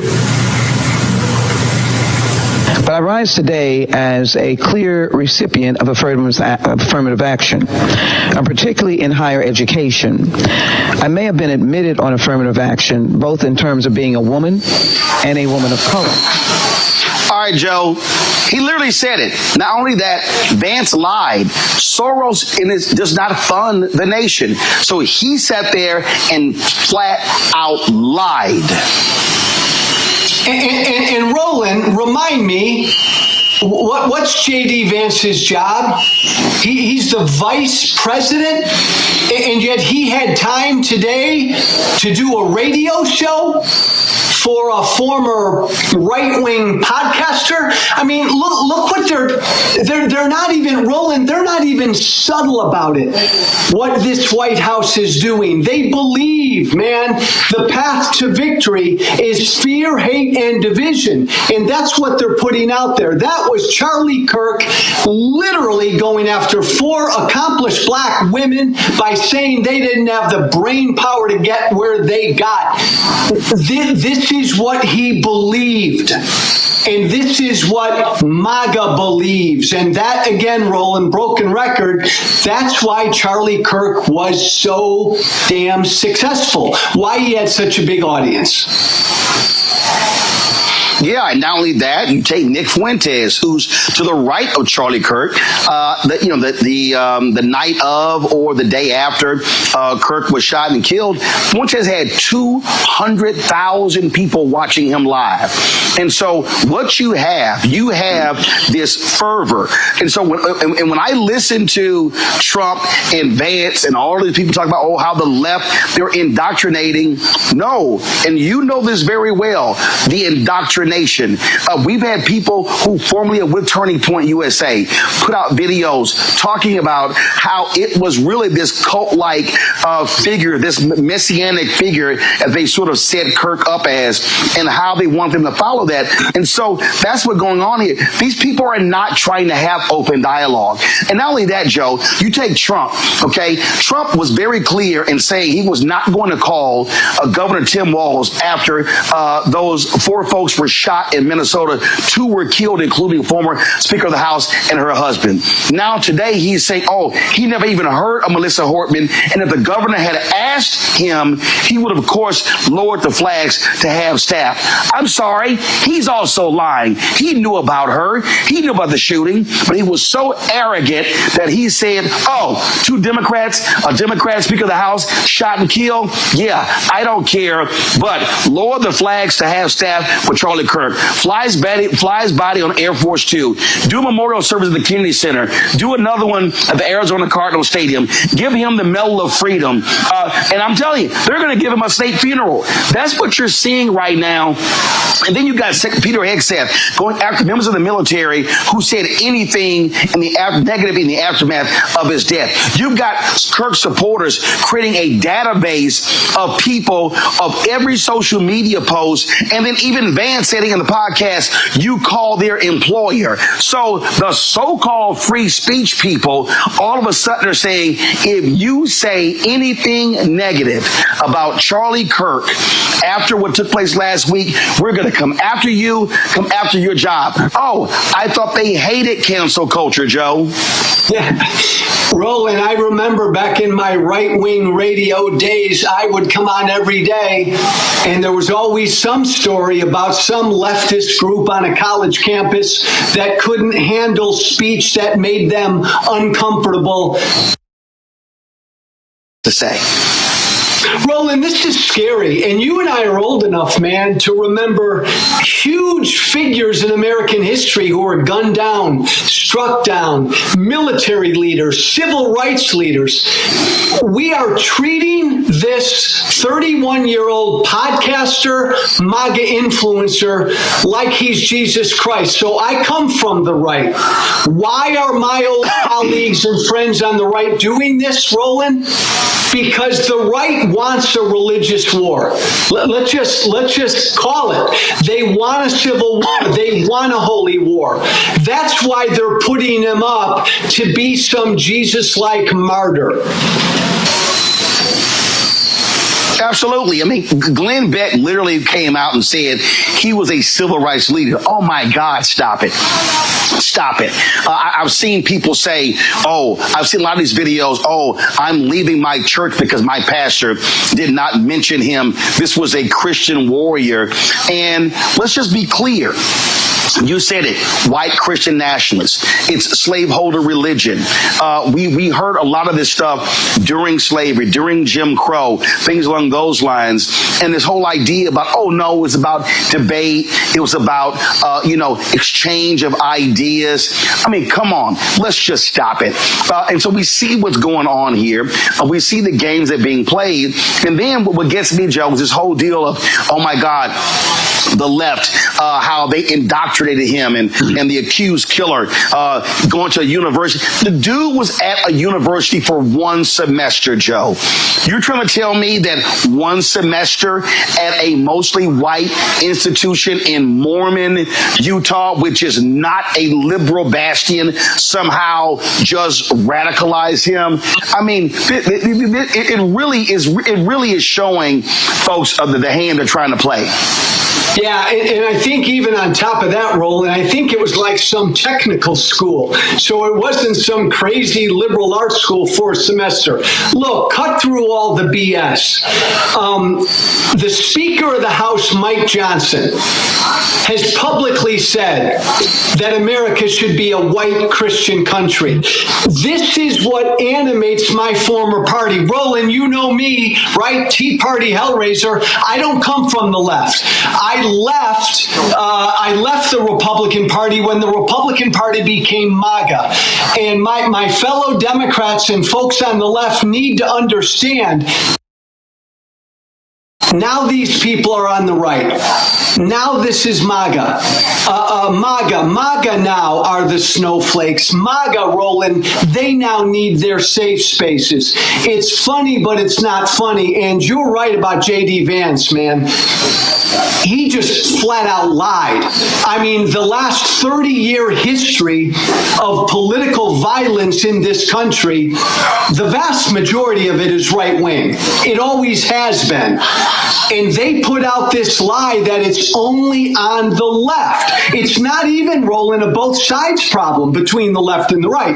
There is political violence on the left, but the vast majority is on the right, and they know that, and they're lying because they're trying to inflame their base. And Roland, I hear from their base every day, and let me tell you something, they are inflamed. I mean, they are ready to march and grab their you-know-what. This is a scary time. It is, and folks need to understand what is certainly at stake. Joe Walsh, I appreciate you joining us on the show.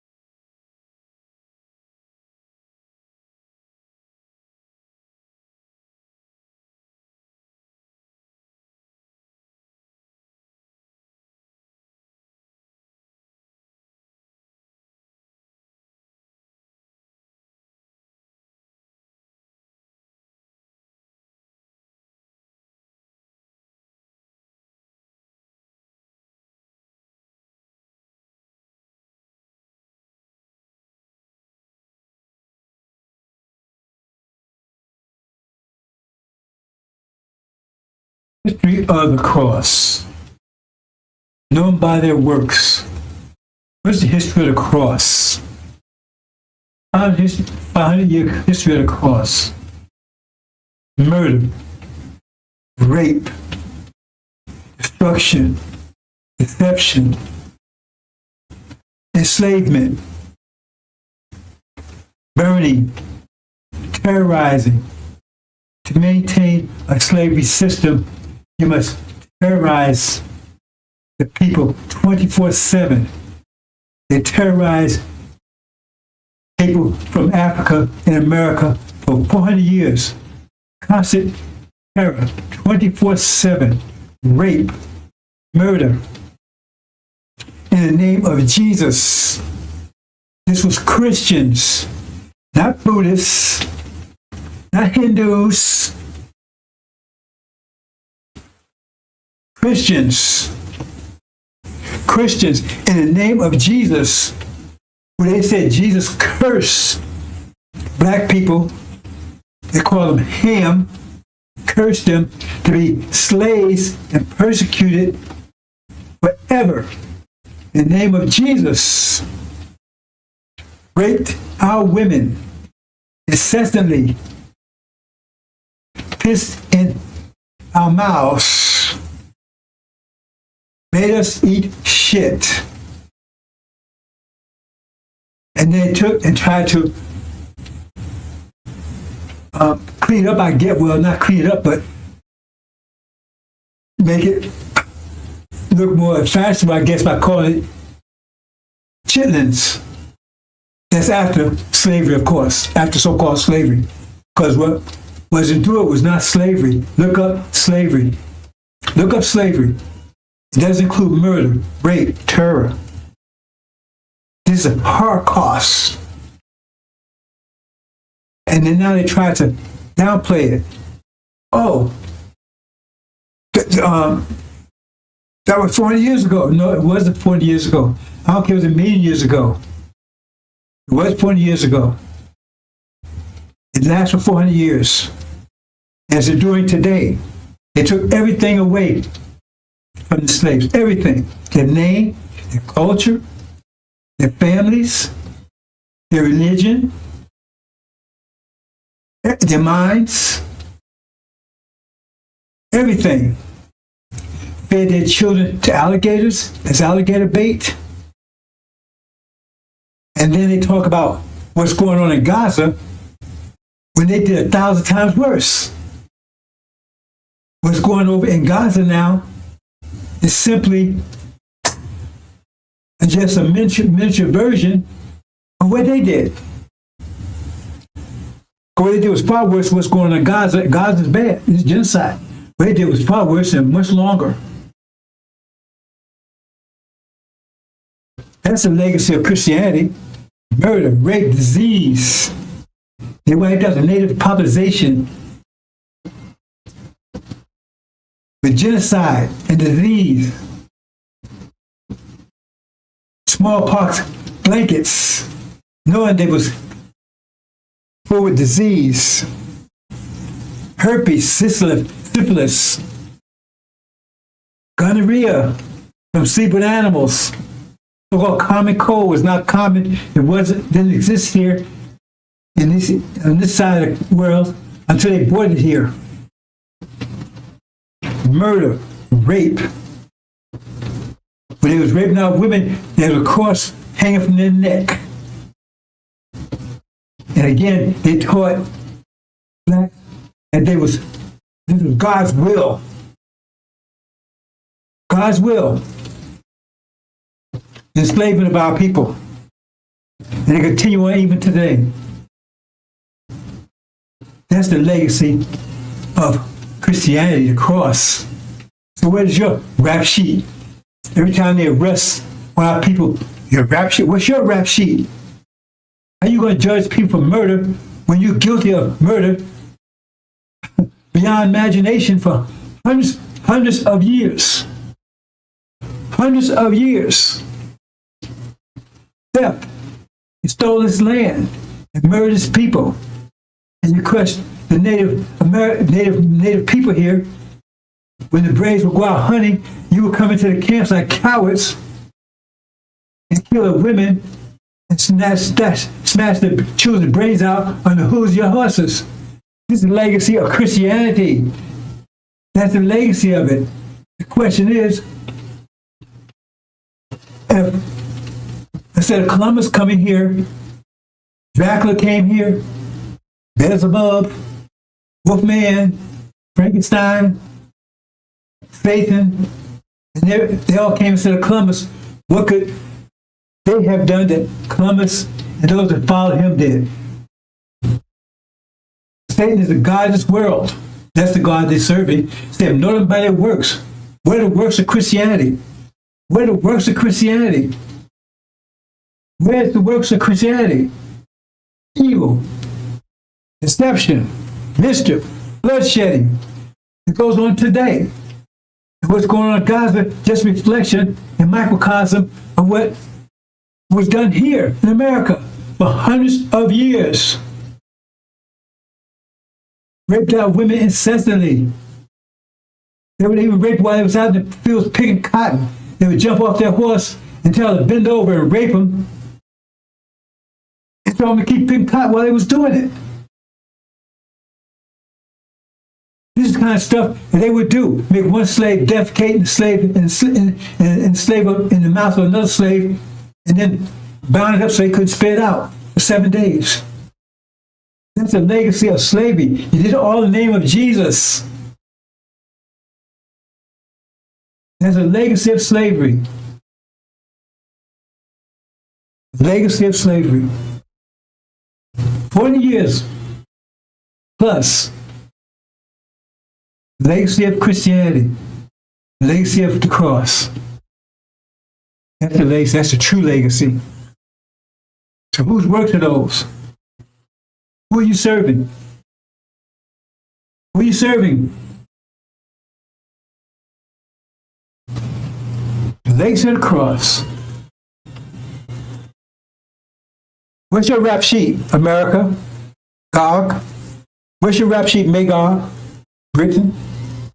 Where's your mateship? Where's your rap sheet? Antichrist, false Israel? Where's your rap sheet? Then they colonized Africa. They're stealing for ripping off everyone. It's the legacy of Christianity. It's been ruling for over 500 years. And now, the threat of nuclear war to finish off everything. That's a legacy of Christianity in the name of your Jesus.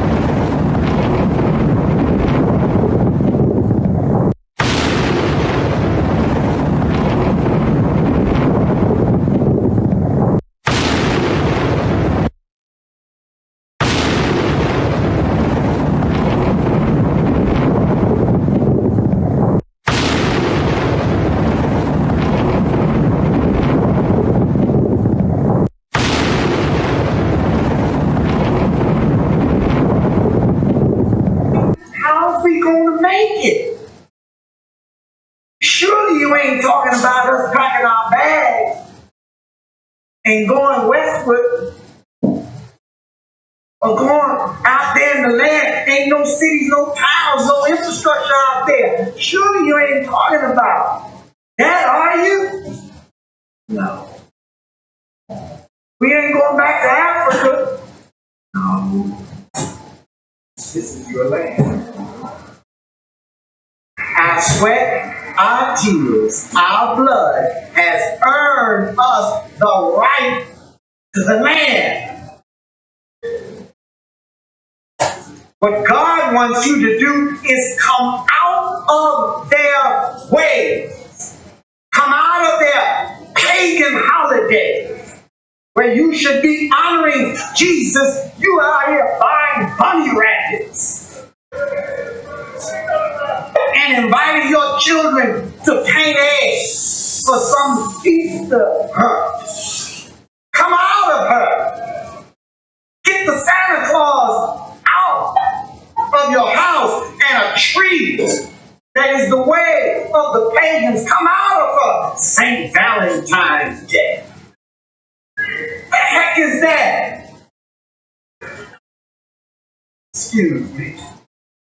Come out of her name. Come out of her religion. Come out of her culture. Come out of her way of life. Come out of her educational system. Back to their people. When they was put off on the shores of North America. And this ship, Jesus, that John Hawkins brought our best hero. They stood and stared at it disappearing in the whole rhythm, crying, wanting to return. With their hands stretched out towards that ship and tied in chains themselves bound together.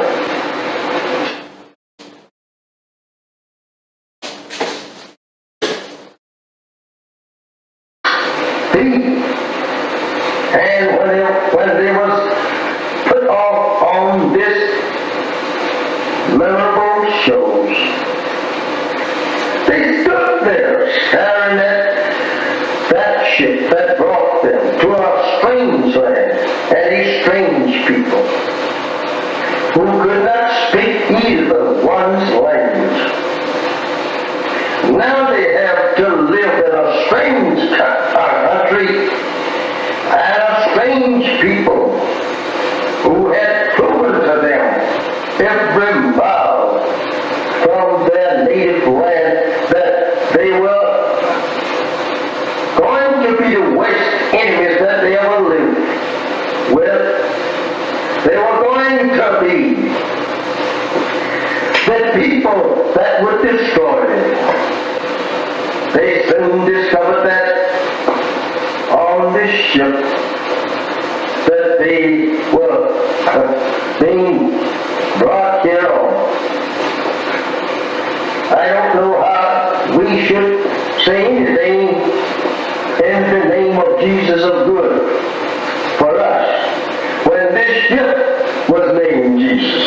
This is how that we have always been deceived by the white man, trying to use Jesus, the name Jesus, to lull us off in a mental sleep, thinking that we are on our way to heaven.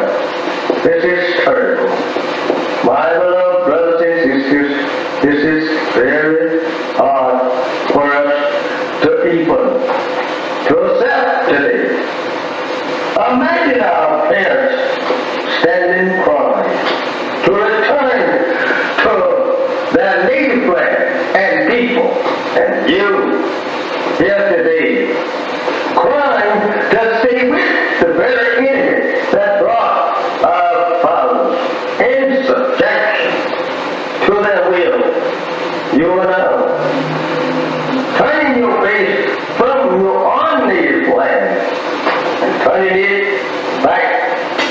church, our prison house, and our enemies who have destroyed us and seeks to further destroy us. How do you feel? How do you feel? Not wanting to return to your people. They are trying to make love with the very people that destroyed you and your parents. How do you feel? Acting such. And even today, they are beating and shooting you down throughout the country. There is no justice here for you and me. Why should not you want to be separated and be returned to your own? I ask you that question. Think over your parents on the eastern shore of North America, crying and praying to God to be returned to their arms 400 years ago. How would they like, or you like to see them rise up in the judgment, condemning you for being such fools as now want to live in the land that absolutely enslaved them and killed them and beat them for 300 long years here. They would condemn you as being fools for not wanting to be separated and go to your own, build up a nation for yourself after the white man say you were free. Remember that.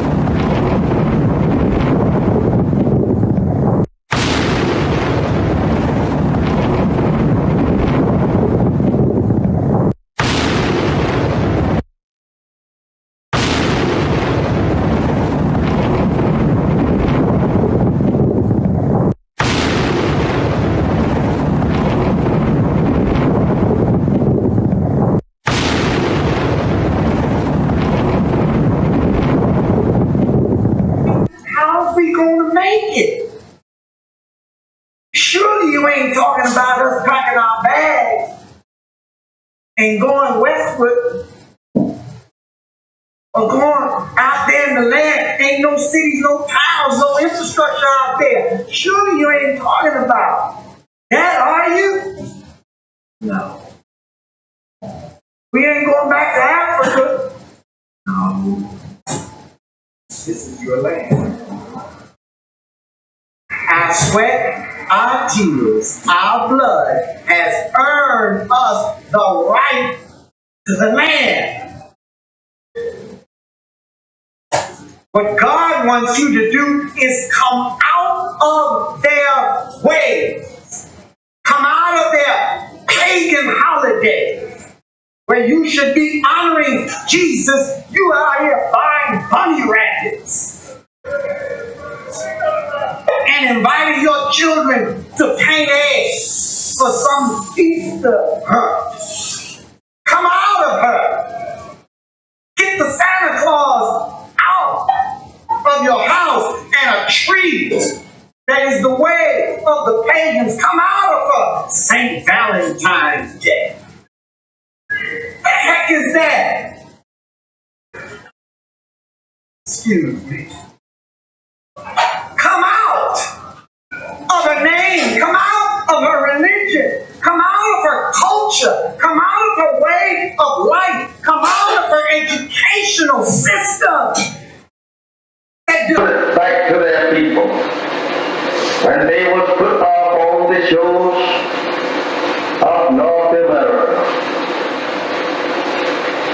And this ship, Jesus, that John Hawkins brought our best hero. They stood and stared at it, disappearing in their own rhythm, crying, wanting to return, with their hands stretched out towards that ship, and tied in chains themselves bound together.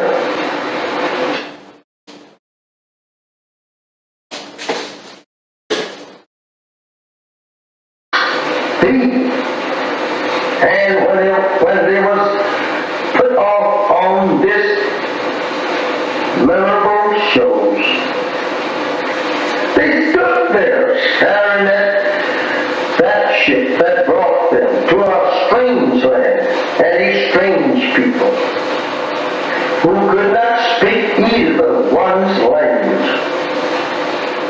Now they have to live in a strange country and a strange people who had proven to them every mile from their native land that they were going to be the worst enemies that they ever lived with. They were going to be the people that would destroy them. They soon discovered that on this ship that they were being brought here on. I don't know how we should say anything in the name of Jesus of good for us when this ship was named Jesus. This is how that we have always been deceived by the white man, trying to use Jesus, the name Jesus, to lull us off in a mental sleep, thinking that we are on our way to heaven. This is terrible. My beloved brothers and sisters, this is very hard for us to even to accept today. Imagine our parents standing crying to return to their native land and people, and you here today crying to stay with the very enemy that brought our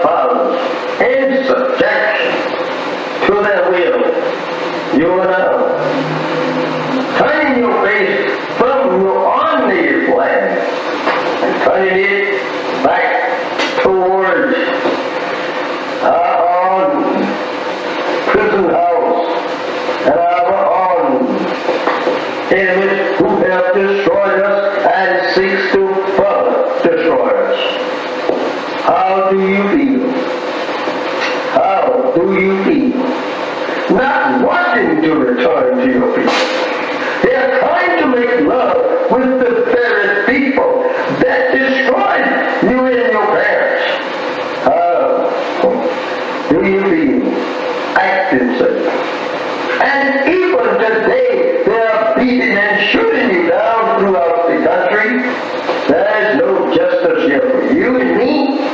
Why should not you want to be separated and be returned to your own?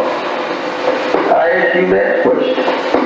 Think over your parents on the eastern shore of North America, crying and praying to God to be returned to their arms 400 years ago.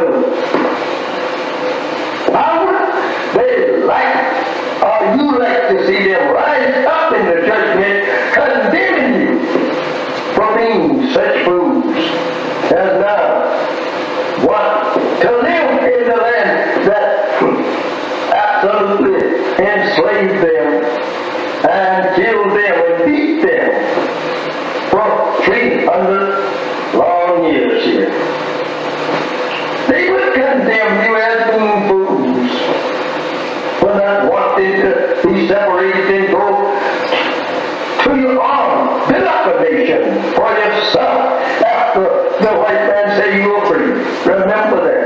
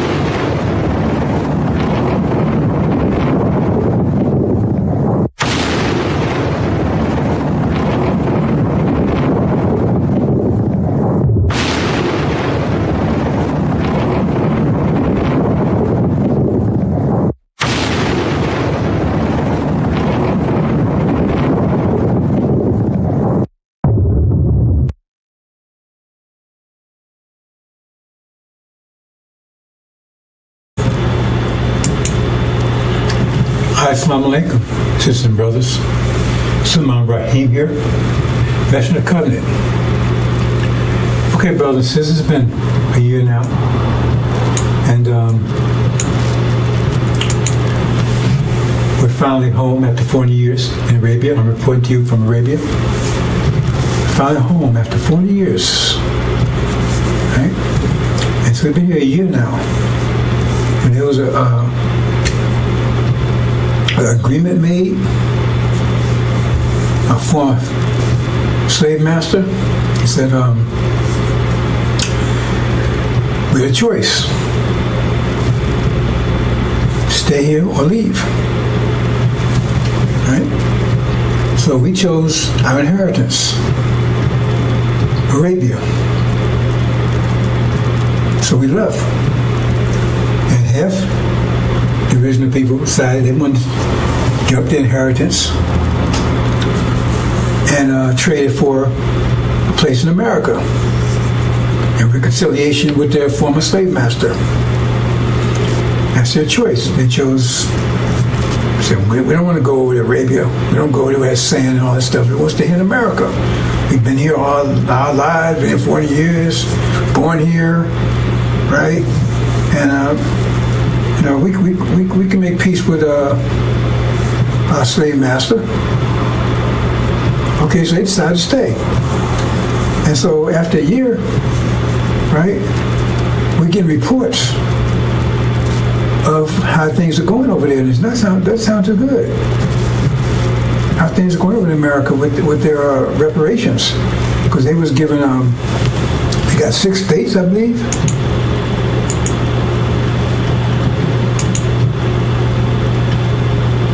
Yeah, see? Yeah. Yeah, they got those 6 states right there. That's what Farrakhan told them. They was listening to Farrakhan. Farrakhan promised them, they stay there, 6 states, right? Had their own land.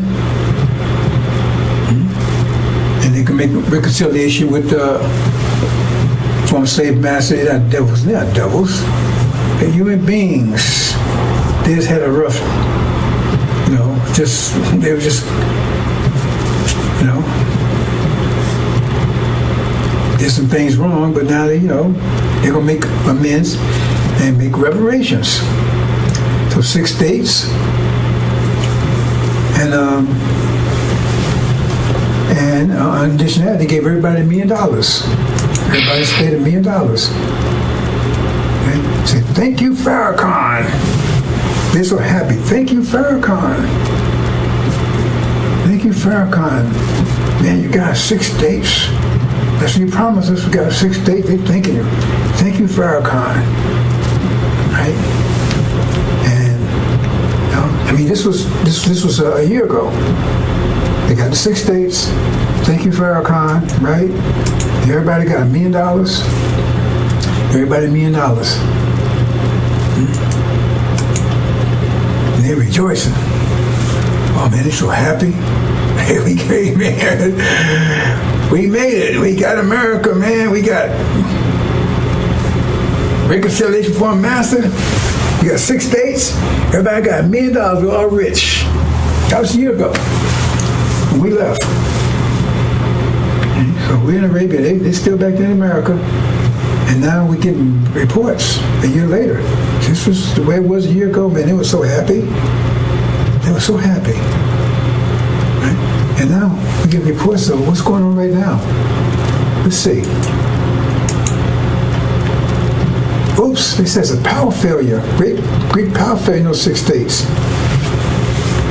Power failure. And it's just those 6 states. Right? So, and now they had a big and massive, they came asking to turn the power. Well, why can't they do it? Oh, Farrakhan didn't train anybody. He was telling you about 6 states, but he never prepared you for them. So nobody knows how to do it. How to turn the power grid back on. So now he's begging, man, master, can you come and turn this thing back on for us? I mean, you would think that if he told him 6 states to promise him that he would have prepared him for it, right? Have schools and education, whatever they needed for that. But now I guess they didn't, because they say over there now he's begging the former master to come and turn the power back on. And then what? I mean, this is all that's happening now. I mean, I'm getting these imports in now, a year later. It's like they're coming in every hour. Power grid failure, right? they said, oops, crop failure. All of a sudden, they said, they looked at the farmers, wasn't they doing it? Farmers said, oh. So then, master, what's happening here? How come right? Our crop. They found that the land they gave them wasn't that fertile. A year later, nothing's growing. Crop failure.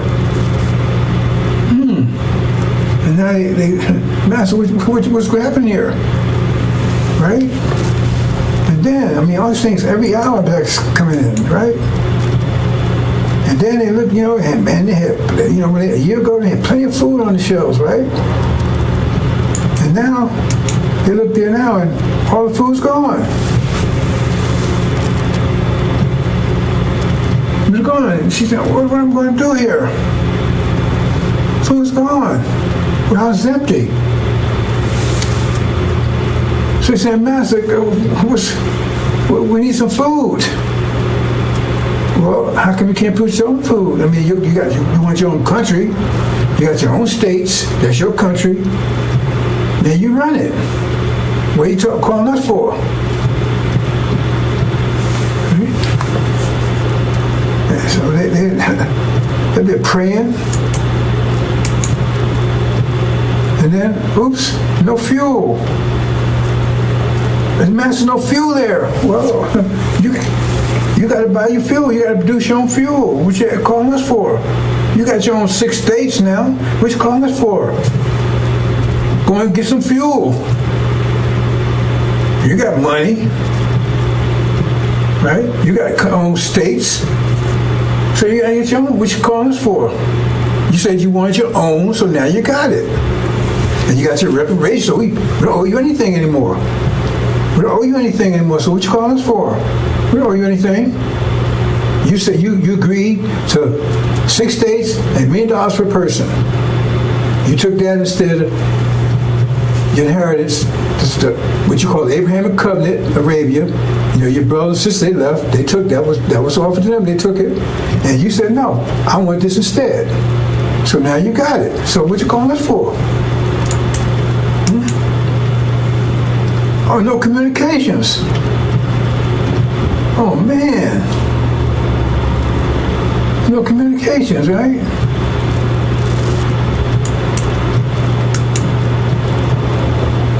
No medical facilities. So what's going on, Master? Wait a minute, hold on. What you calling us for? That's yours. You got to handle that stuff. You want us to handle it for you? You want independence, now you have it. Wow, this stuff's coming every hour, man. Instead of like a year, they was celebrating. And now they're crying and begging the master, okay, look at all these problems here. I said, wait a minute, that's yours. What comes about your problems? You have to work those out. Right? No transportation, no planes, no nowhere. We learned about fly the planes and drive the trucks and the boats and stuff and to go and get this stuff. What would you done that for? You wanted this, you got it. So go ahead and train your own pilots, build your own planes, build your own boats and right? You see what I'm saying? Transportation, build your own trucks. What you calling for? Yeah, Master, we see this. You said you wanted 6 states, you got it. You want $1 million per person. That was the reparations. So now if you didn't pay people to take care of this, how's that our problem? You're independent now. You're really free now. Oops, no fuel, the gas station's empty. I can't drive, man. And no gas. Man, wow.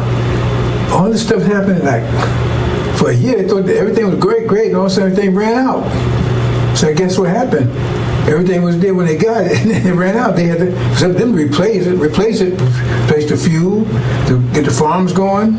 So they was left with that stuff. The factory was full. Warehouses full. Then you had to keep. They thought that was just going. I guess they thought it was just going to be there, just by itself. They didn't prepare for it. See?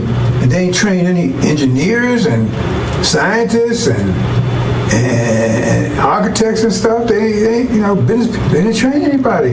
So Farrakhan, he told you he's gonna get this for you, but he didn't prepare you for it. He didn't get anybody to handle this stuff.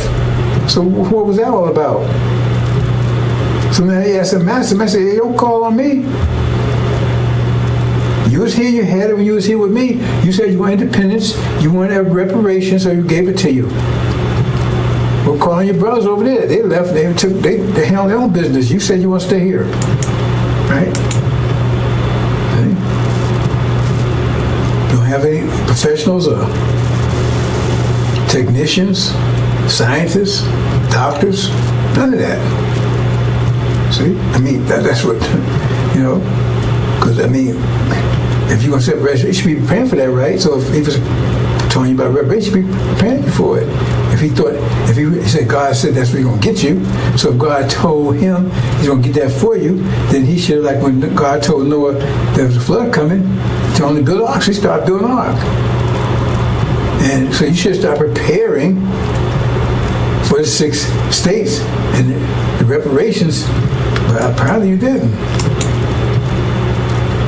And so now, he tells you, look, hold it. We want total separation. I mean, look, we don't want you to call us no more. We don't want you to call us no more. Because you're wearing us. You want your own country. You got your own land. Right? You got money, $1 million, all this stuff, right? And so now we got to protect your money and everything too? No, you have to really create your own money. You have to do all these things, your own wealth, not ours. Right? So we're going to cut you off from that too. That's all economics. So they go and tell it. They tell all the people all the white folks, right? All the black folks, and all the black folks is either in Arabia or in those 6 states. That's the solution. You had to be one way or the other. There couldn't be no integration, that kind of stuff. That's the deal. You just said one or the other. So all the black folks are there, ain't no integration, that kind of stuff, right? Black folks are there, one or the other, so they're there. So he said, okay, right? So they say, we're going to take our money because we don't know what y'all doing over there. You have your own money, you have your own wealth. So what they do is they tell all the white folks, say, protect your money, right? Transfer your money into gold. Just all your dollars into gold. Now remember, they gave everybody $1 million apiece. So everybody got $1 million apiece, right? And so they transfer it to gold. And then what happens is that what they do is they start just printing money. White folks just start printing money. You understand what that means? That's inflation. Right? Because if you got $1 million of gold, a million ounces of gold, I said a million ounces of gold, understand this, and you got 1 million certificates, then you say each certificate is worth 1 ounce. If you got 1 million ounces, each certificate is worth 1 ounce. Understand that? If you got 1 million ounces of gold, and you got 1 million certificates, each one of those certificates is worth 1 million. If you want to say trade with the certificates, each one of the certificates is worth 1 ounce of gold. Right? But if you take and print, you say you got 1 million ounces of gold, and you got 1 million certificates, each one. But say you print twice as many certificates, you got 2 million. Well, then each certificate is only worth 50 cents now, because you got to connect that to the gold. Well, you print 4 times, then each one's worth a quarter.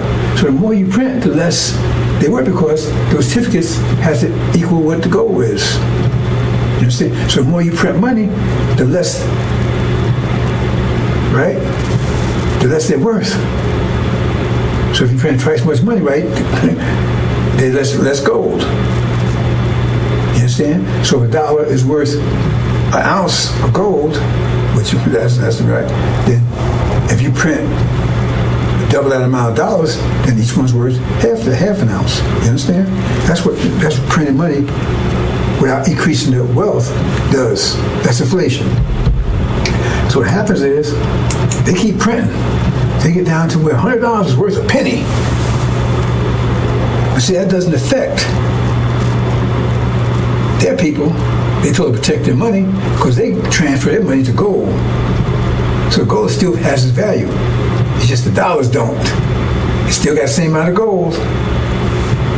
But the dollars, they get down to a penny. So you can't buy it. You had $1 million, now your $1 million worth of $5. That's what all this worth. $1. Hardly worth anything. Hey, that's our money. You got to have your own money. You got to control your own wealth. You can't keep coming at us what you're doing. And you think they wouldn't do that?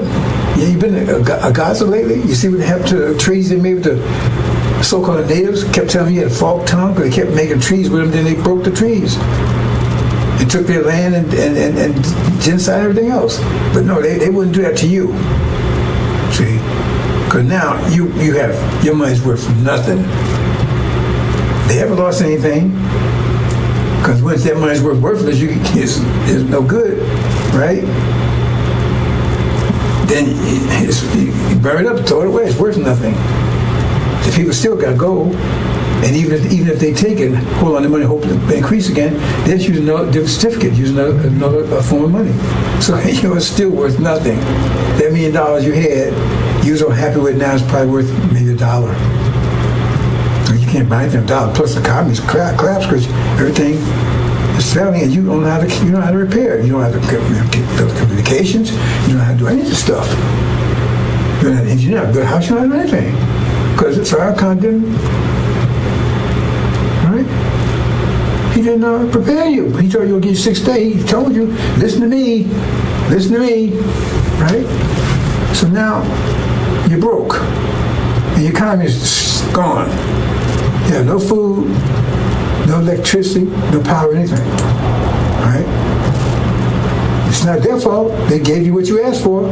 You saw out your inheritance for that. And then they closed the border. Because you want to try to get back into America now. We want to come back in, Master. No, we don't want you back in here. We sorry, we want to come in. No. That's you chose. You stay there. They closed the border, so you can't get back in here.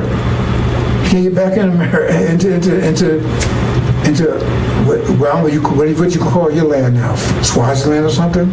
Farrakhan, maybe call it travel land. Farrakhan, they met the Farrakhan, right? So they closed the borders. You can't. Because now you're hungry and everything else. Your money's worthless. Oh God, come back, Master. I come back work for you. I work for Popeyes. I do anything you want. No, we don't. Remember, now blacks either they over in Arabia or they in that land. There are no blacks in America, any places, just in that land that you 6 days. And now you're starving. You ain't got your money's worthless. Nothing works, and they close the border. Right? And then you see Master, he on the phone. You talking to the guy that you kept treating, help you. Hey, we finally got rid of niggas. Finally got rid of them. Finally got rid of them. See, speaking on the phone. Yeah, it worked. We sold them reparations. We sold them that used car. They turned the miles back and everything else, and they bought it. See, they could have had a BMW. They could have had a Lamborghini. They sold it for a BMW that looked good. Damn thing didn't work. And now they're starving. Living in tents.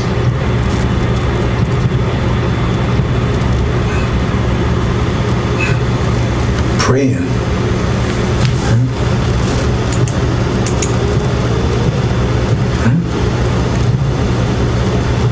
And so what? Then what next? What we gonna do, Farrakhan? What we gonna do, Farrakhan? You told us to take reparations, so we did. But they gave us everything we asked for. What we gonna do, Farrakhan? What we gonna do? Pray, pray, pray, pray. That's his answer. Pray, pray, pray.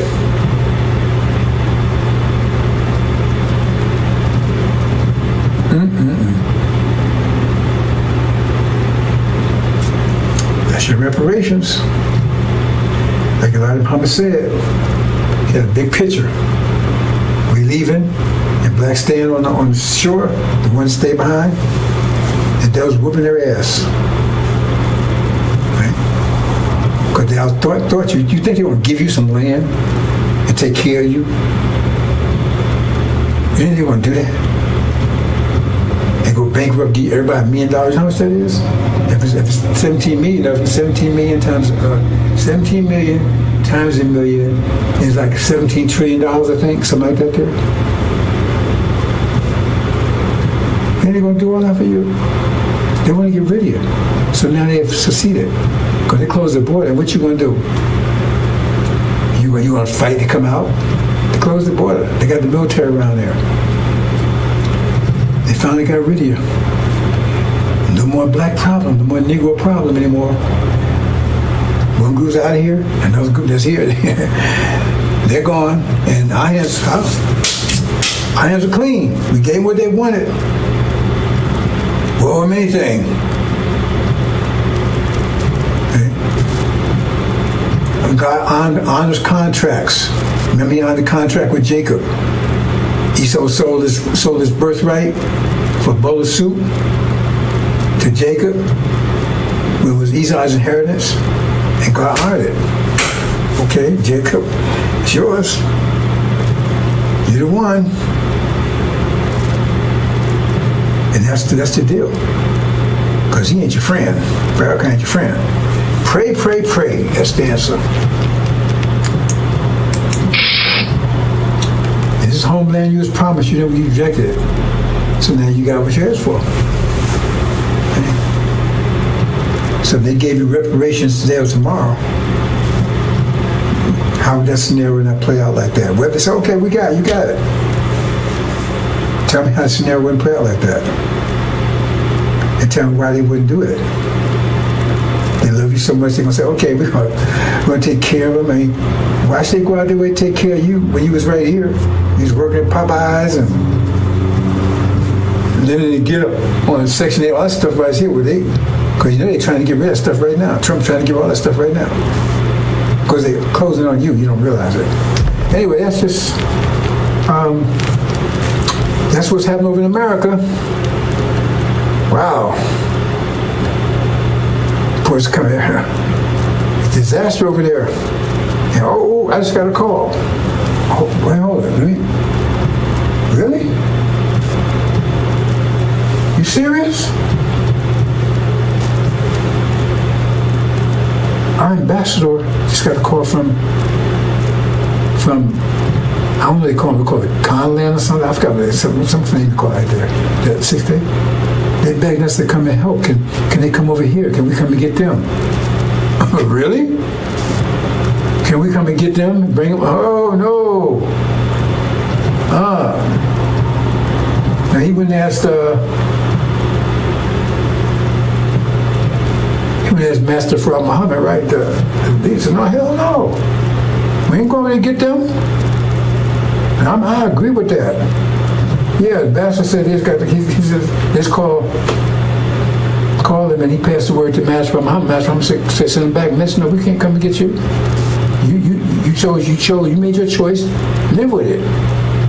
But die, whatever the situation is. Wow. I can't believe that. They actually, sent a message over. I don't know how they did. I don't have any communication with it. Somehow they got the information over to him. Said, would we please come and get him? Nope. Said, no, tell him no. And don't waste time communicating with us anymore. You got your land. You got your reparations. You got your money. You got Farrakhan as your leader. Yeah, tell him. Talk to him. Let him straighten out for you. He didn't want to sell you the idea. He was a salesman. So you on that idea of reparations. We told you. Right? Suleiman, right? He was the messenger to you, telling you, look, man, let's go home. You said no. You chose not to.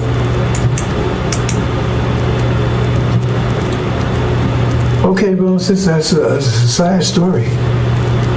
But I guess that's it. Is that it? Oh, they're not getting more reports on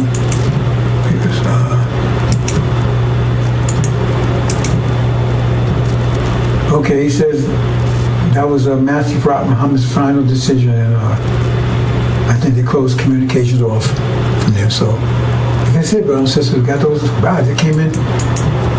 All that came in today, man, came in fast. After a whole year. Total collapse. Now they're begging it, somebody help them. We can't do it. Maybe Master help you. We won't do it.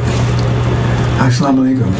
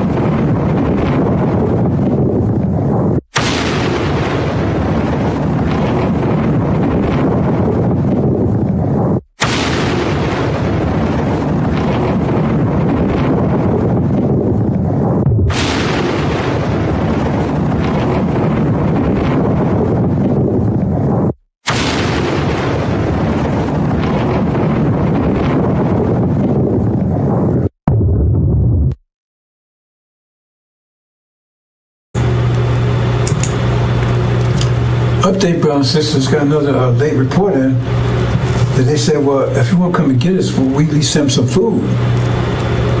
They begged, said, please send them some food. Master Muhammad said, we got to send them a damn thing, nothing, zero. He said, please just send some food. No, I just got that in. He says, if you can't come and get us, please send us some food. He says, no. He refused. I said, boy, I just got the information from the ambassador. He said, they sent that. He's made to me. He says, no. He said, please, just please send us some food. He said, no, no way. You made your choice. Case closed. Okay. Just got that in, brothers and sisters. Assalamu alaikum.